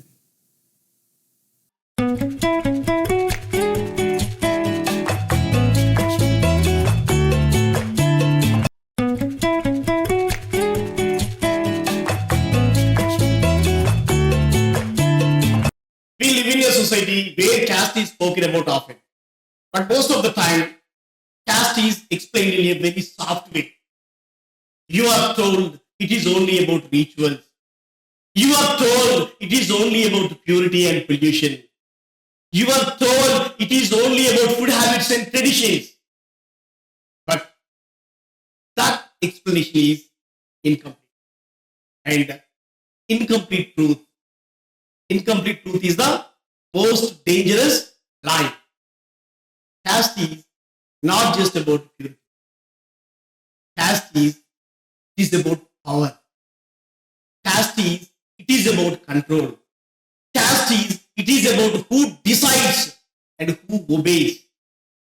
If caste was only about ritual, it would have disappeared long ago. But caste survives because it controls real life. It controls land. It controls education. It controls jobs. It controls marriages. And most importantly, it controls people. Caste, it can control people. You must understand one thing clearly. Caste is not a natural system. Caste is a designed system. It is designed to keep some people permanently above and some people permanently below. This is why caste is best understood as graded inequality. Graded inequality. Not equal. Not one-time inequality. But inequality is arranged like a ladder. On the top rung, you have comfort. On the top, you have respect. On the top, you have safety. As you move down that ladder, respect reduces. Power disappears. At the bottom, dignity itself is denied. This ladder does not allow jumping.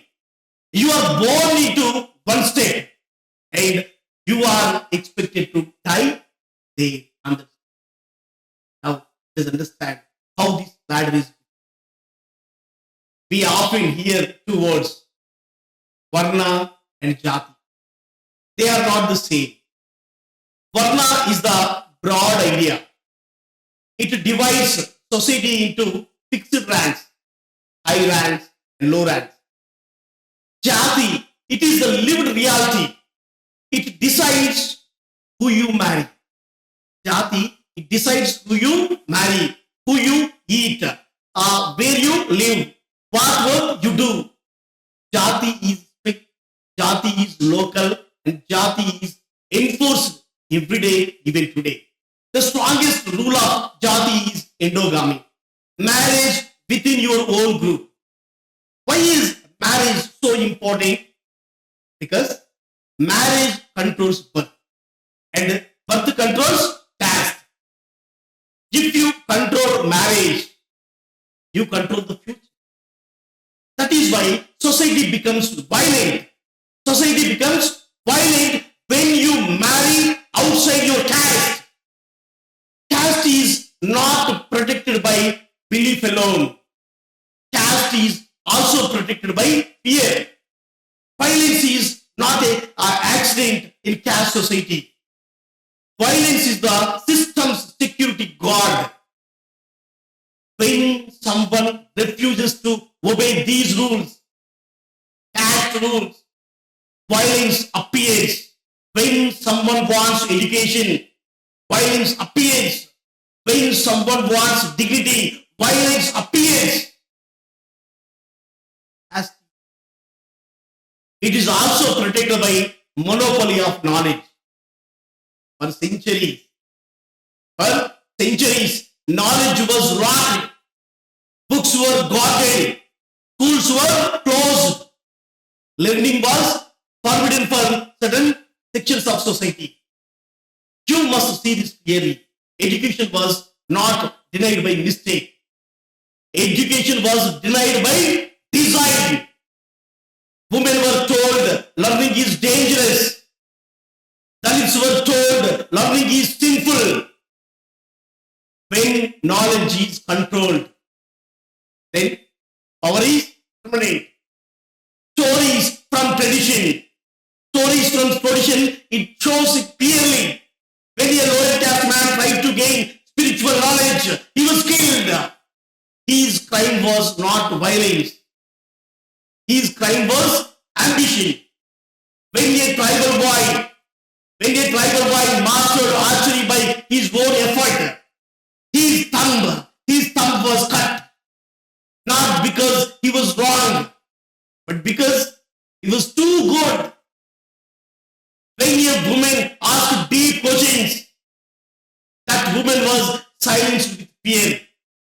Her voice was seen as a threat. The message was loud. The message was clear. Do not cross boundaries. Do not cross caste boundaries. Do not ask questions. Do not rise. This brings us to gender. Gender is not just about men and women. Gender is a system. Gender is a system that ranks human beings. We are taught that gender defines the natural. But this is false. What is natural that does not need force? Gender inequality, it needs rules. Gender inequality, it needs fear, it needs punishment. Patriarchy, it does not look the same everywhere. It changes with caste, it changes with religion, it changes with class. If you see the upper caste women, they are controlled differently. Women are watched, women are protected, women are restricted. Their sexuality is blocked. Their marriages are arranged. Their honor is guarded like property. If you see the lower caste women, they face a different cruelty. They work more, they earn less, they are exposed to sexual violence. Their bodies are not protected. They are used as tools of punishment. When a lower caste man asserts his dignity, his woman's body is targeted. This is not random. This is strategy. Women's bodies, they become battlefields. Honor becomes an excuse. Caste becomes the reason. So, we can understand this truth. Gender oppression, it is caste specific. There is no single woman's experience. There is no single patriarchy. Some women, they are controlled to preserve purity. Women are controlled to preserve purity. Then some other women, they are attacked to enforce fear. Both, they serve the same system. Caste survives survives through women, through their bodies, through their marriages, through their silence. Now, the question is not what caste. The real question is what we will do. We cannot fight caste. We cannot fight caste by pretending it is a tradition and by pretending it is a culture. We cannot fight caste without questioning marriage rules. We cannot fight caste without challenging violence. We cannot fight caste by staying silent. Change does not begin in speeches. Change begins in choices. If you believe in equality, do it. If you believe in justice, practice it. If you believe in dignity, defend it. Defend the dignity. Do not be comfortable. Do not be comfortable with an unfair system like caste system. Comfort is how injustice survives. You have a role. You have a voice. You have responsibility. So use it. You must look deeper. You must look deeper. Not at today. Look at history. Because caste and patriarchy, they were not born yesterday. They were built slowly, step by step, rule by rule. Long ago, when land became property, when land became a property, power changed hands. When land mattered, lineage mattered. And when lineage mattered, women's bodies, they became important. This is where patriarchy, it took a hard shape. You must understand this clearly. Patriarchy, it did not grow alone. Patriarchy, it grows with caste. Patriarchy, it grows with class. When property passed from father to son, suddenly became necessary. Who is the real son? Who carries the bloodline? The answer was control over. Women were controlled. Women were controlled so that lineage, it stayed pure. Women were controlled so that property stayed within the group. This control was not emotional. This control was economic. This control was political. Ancient legal texts written between 2000 BC and 300 BC, they made this control official. These texts, they laid down different rules for different women. Upper caste women, they were told, stay inside, stay pure, stay obedient. Then comes lower caste women. They were told, work outside, serve others, remain vulnerable. This was not accidental. This was not accidental. This was the design. This was the design. Caste decided your status. Class decided your labor. Gender decided your freedom. Together, they formed one type. Upper caste man, they owned the land. They controlled learning. They made the rules. Lower caste men, they labored on that land. They faced violence if they resisted. Women across all castes, they were placed under male control. But not equally. Not equally. Upper caste women, they were restricted in movement. Lower caste women, they were exposed to exploitation and they were exposed to assault. This is how hierarchy works. Different chains, different changed, but the prison is same. Let's see how this system was made permanent. Patriarchy, it did not survive by force alone. Patriarchy survived by institution. The first institution is marriage. Marriage was not about love. It was about control. It was about control. Marriage fixed a woman's sexuality. Marriage fixed her caste. Marriage fixed her duty. You were told. We were told marriage is sacred. But ask yourself, sacred for whom? Marriage ensured that women remained inside boundaries. No choice, no exit. Then the second institution, that is control over sexuality. Women's desire was feared. Women's desire was feared. Women's choice was treated as danger. Why? Because uncontrolled sexuality, it breaks caste. It breaks lineage. It breaks property chains. So, women were taught to fear their own body. Then, periods. They were called impure.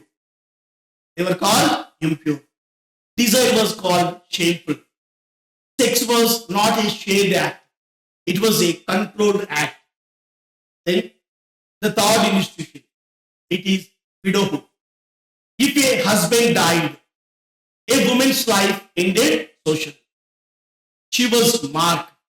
She was restricted. She was isolated. Why was remarriage discouraged? Because property. Because property, it should not move. Because lineage, it should not mix. The fourth institution, it is motherhood. Motherhood was glorified. Motherhood was glorified, but only under control. A good mother, she raised obedient children. A bad mother raised questioning children. So, the motherhood became a duty. No choice. Now, we may ask, why did women accept this? This is the hardest truth. Patriarchy, it does not survive only by punishment. Patriarchy, it survives by reward. If you obeyed, you were praised. If you conformed, you were protected. If you stayed silent, you were respected. But if you co-chained, you were punished. If you co-chained, you were shamed. If you co-chained, you were isolated, sometimes killed. Fear trained obedience. Reward trained consent. So over time, control, it entered the mind. Women, they began to guard the system themselves. Mothers, the mothers trained their daughters. Mothers trained their daughters. Aunts, they warned their nieces. Elders, they enforced silence. This is how patriarchy reproduced itself. Not one, but every generation. You must understand this clearly. Patriarchy is not natural. Patriarchy is manufactured. It is manufactured daily through marriage talks, through family honor, through silence around the violence, through blame placed on women. History shows us the truth. Caste did not survive without patriarchy. Patriarchy did not survive without caste. Class power. Class power, it strengthened both. Now comes the most important question. What do you do with this knowledge? You cannot fight injustice. You cannot fight injustice without seeing the roots. We cannot challenge patriarchy without questioning property and without questioning caste. We cannot speak of equality by defending old traditions and controls. it does not begin in laws alone. Change begins in homes. Change begins in marriages. Change begins in choices. Ask questions. Refuse silence. Break harmful traditions. Do not inherit injustice. Interrupt it. Interrupt it because systems survive when good people stay quiet. And systems fall when you say enough. So, we may think patriarchy, it looks the same everywhere. Patriarchy looks the same everywhere. But it does not. It does not. Patriarchy is clever. Patriarchy is clever. It changes shape. It adjusts to place. It adjusts to caste. It adjusts to money. This is why you must stop saying Indian patriarchy is one thing. There is no single patriarchy. There are many patriarchies. In some regions, women, they work outside all day. In other regions, women are locked. Women are locked inside homes. In some castes, women's labor, it is essential for survival. In some castes, women's slavery is hidden, but it is controlled. The rule is simple. Control remains. The rule is simple. Control remains, but methods change. Look at marriage practices. In many upper caste families, marriage means restriction, strict rules, no choice, no exit. In many lower caste communities, if you see, marriages, they appear flexible. Here, marriages, they look flexible, but women still carry double burden. Women carry double burden. They work outside, they work inside, but there is no safety.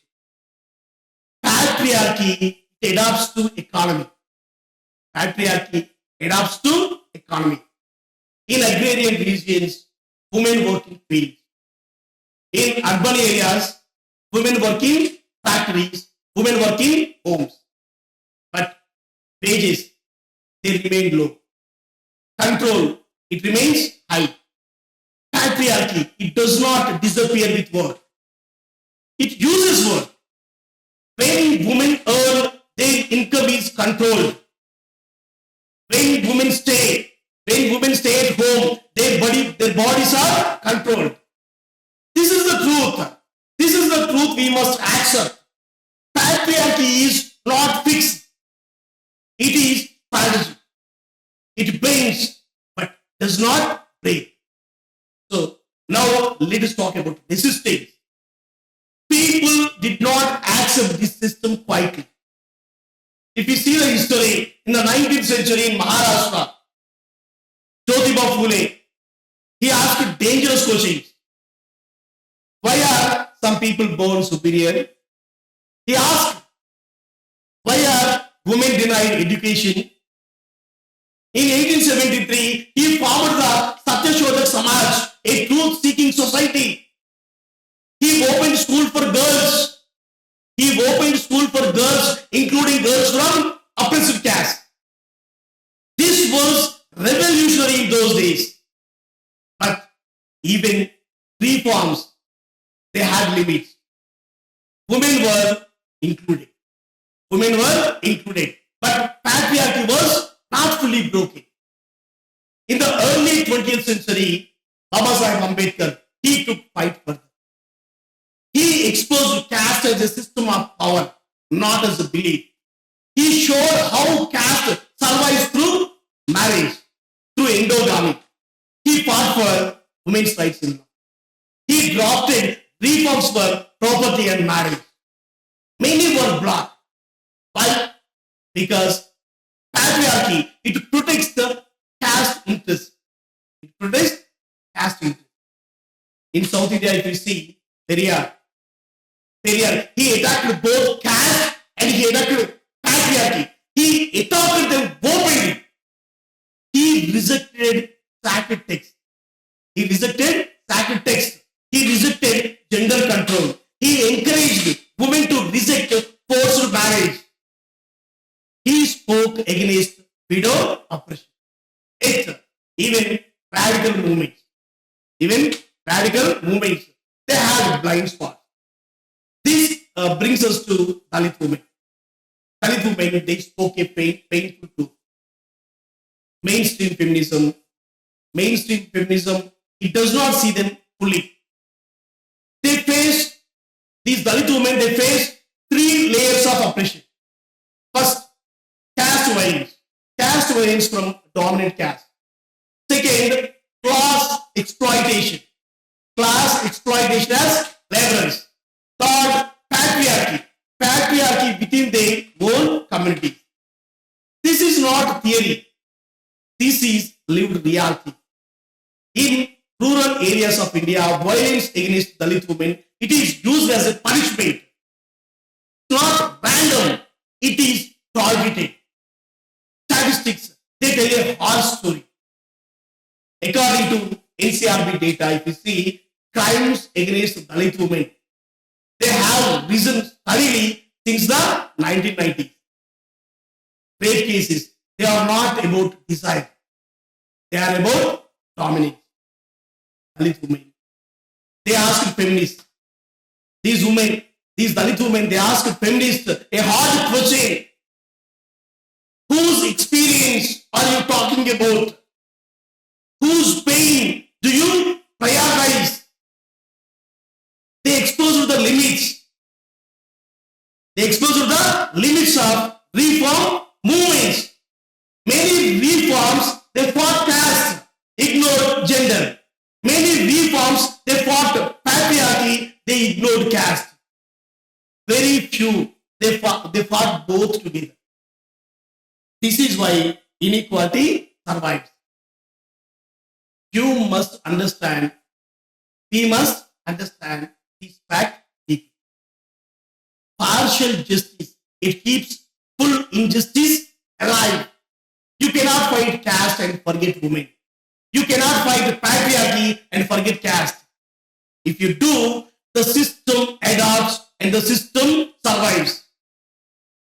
Ask yourself, when you say women's rights, which women do you mean? Women.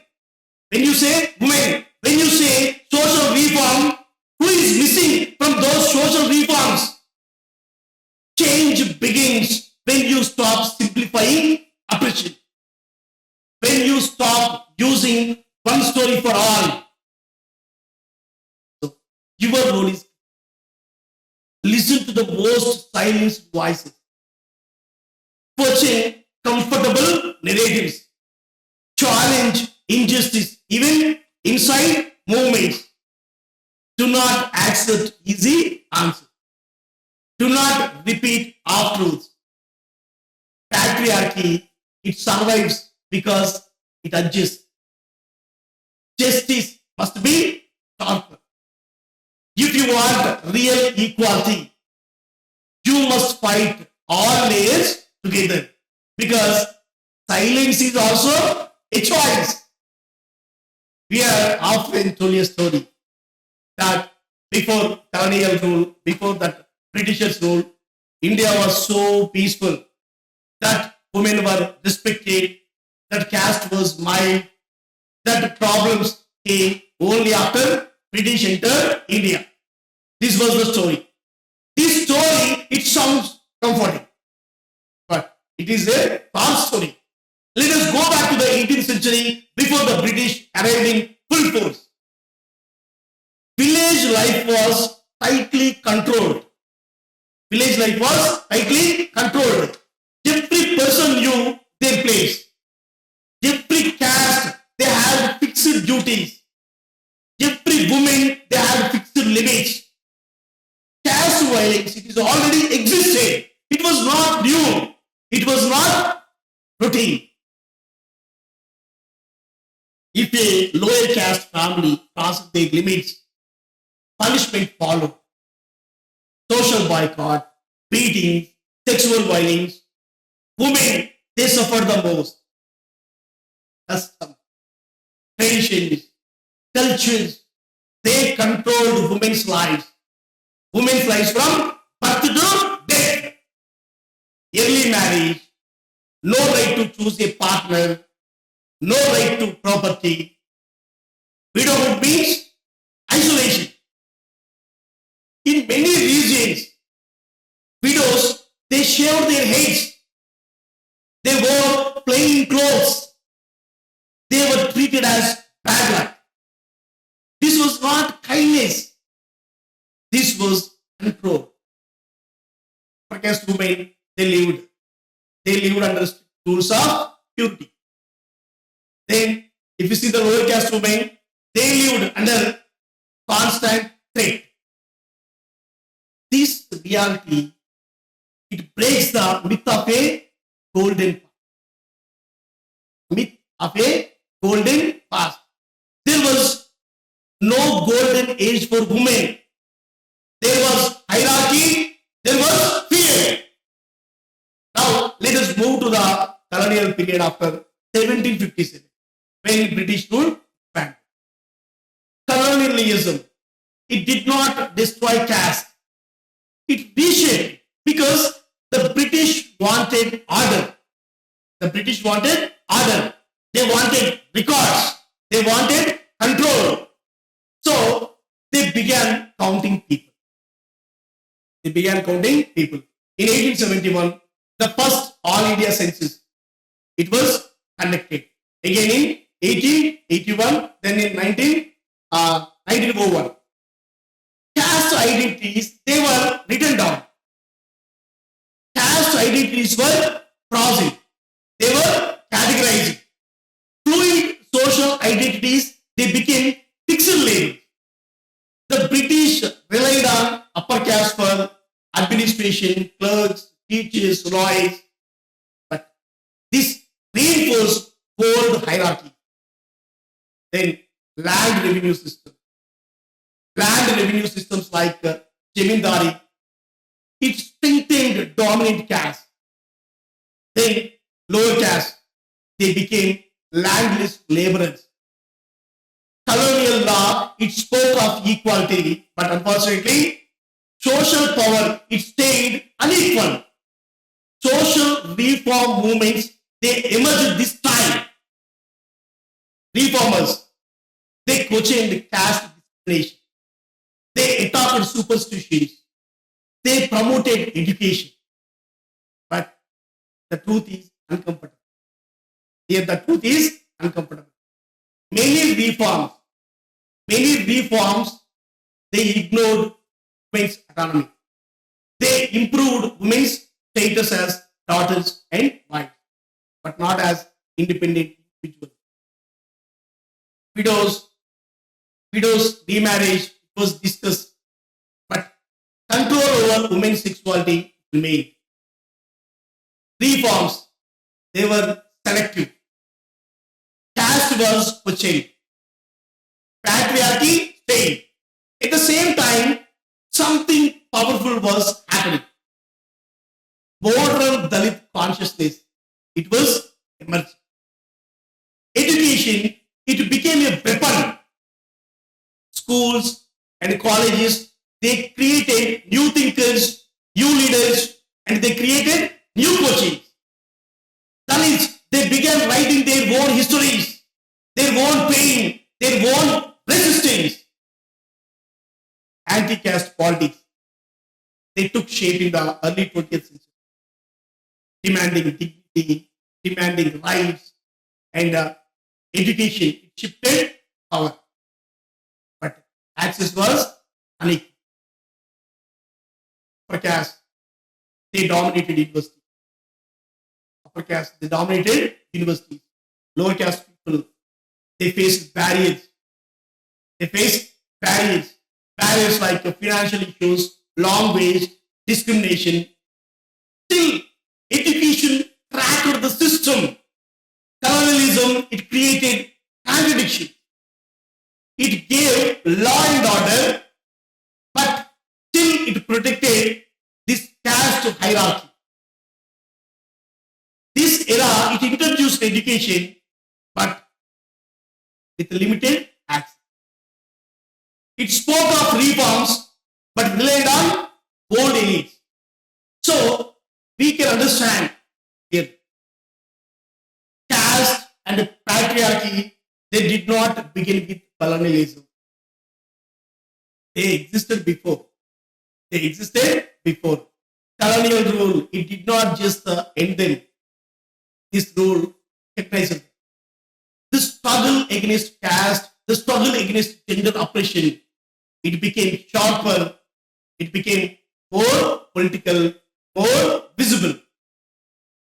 So history teaches us one lesson. Oppression, it adapts to time. Resistance must adapt faster. Do not romanticize the past. Do not blame only the present. Look at structures. Look at structures. Question the power. Your responsibility is not to repeat myths. Your responsibility is to face the truth. Learn history. Learn history honestly. Support education. Stand with the oppressed. Because justice does not arrive by accident. Justice arrives when you choose it. So let's choose it. Let's choose now. Because we live in modern India. Today, we use smartphones. We travel fast. We hear words like progress. We hear words like development. But ask yourself one question. Has equality arrived in our society? The answer is no. Because caste did not disappear. Caste did not disappear with this modernity. The caste learned new ways to survive. The strongest proof is endogamy, marriage within the same caste. Even today, more than 90% of marriages in India, they happen within the same caste. This is not coincidence. This is the control. Education increased. Cities expanded. Jobs changed. But the rules for marriage, they stayed rigid.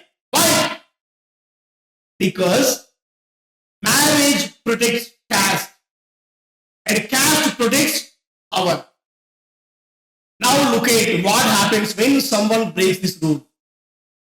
In our country, if couple break this rule, young couples are hunted. Young couples are hunted not by strangers, but by families. If they break this wedding caste rule, these are called honor killings. But there is no honor in killing. Only fear. Most victims are from oppressed caste. Most killers, they belong to dominant caste. Most such brutal murders, they happen even today in 2026. The message is clear. Do not cross caste boundaries or pay with your life. Let us look at violence against Dalit. This violence is not random.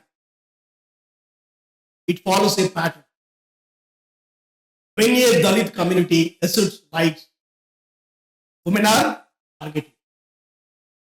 Rape, it becomes punishment. Public humiliation, it becomes warning. Crimes against Dalit women, it has steadily increased since ages. Many cases, they go unreported. Many cases, they collapse in court. Why? Because power decides justice.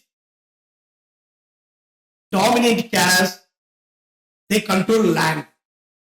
Dominant caste controls land. They control local politics. They influence police. They influence police stations. They shape investigations. When a complaint is filed, delays happen, evidence disappears, witnesses are threatened. This is what state complicity looks like. Not always direct violence, but silence. Silence is a weapon. Delay is a weapon. Inaction is a weapon. We see it clearly. The state, it promises equality, but unfortunately, ground reality shows hierarchy. Caste violence is not only physical, it is political. Dominant caste, they use violence to maintain control. They send messages through women's bodies. This is the darkest. Women's bodies. They become battleground. Their pain, it becomes public lesson. Sexual violence, it is used to restore order, to remind communities of their place. This is why caste violence is gendered. Men are punished. Men are punished through women. Communities are disciplined through shame. Moral law exists. Moral codes, they exist. But unfortunately, justice moves slowly. Power moves fast. So ask yourself, is this a failure of tradition or a failure of courage? Today, we cannot say caste is private. We cannot say violence is personal. In the present scenario, these are political acts. They protect a hierarchy. So, we have a role here. Do not normalize silence. Do not excuse honoring murder. Do not treat rape as isolated crime.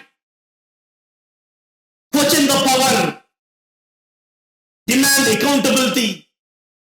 Stand with the victims. Change does not come from technology alone. Change comes from our moral choice. Modern India, it will remain unequal until we refuse to accept injustice as normal. The future is watching. The future is watching our response.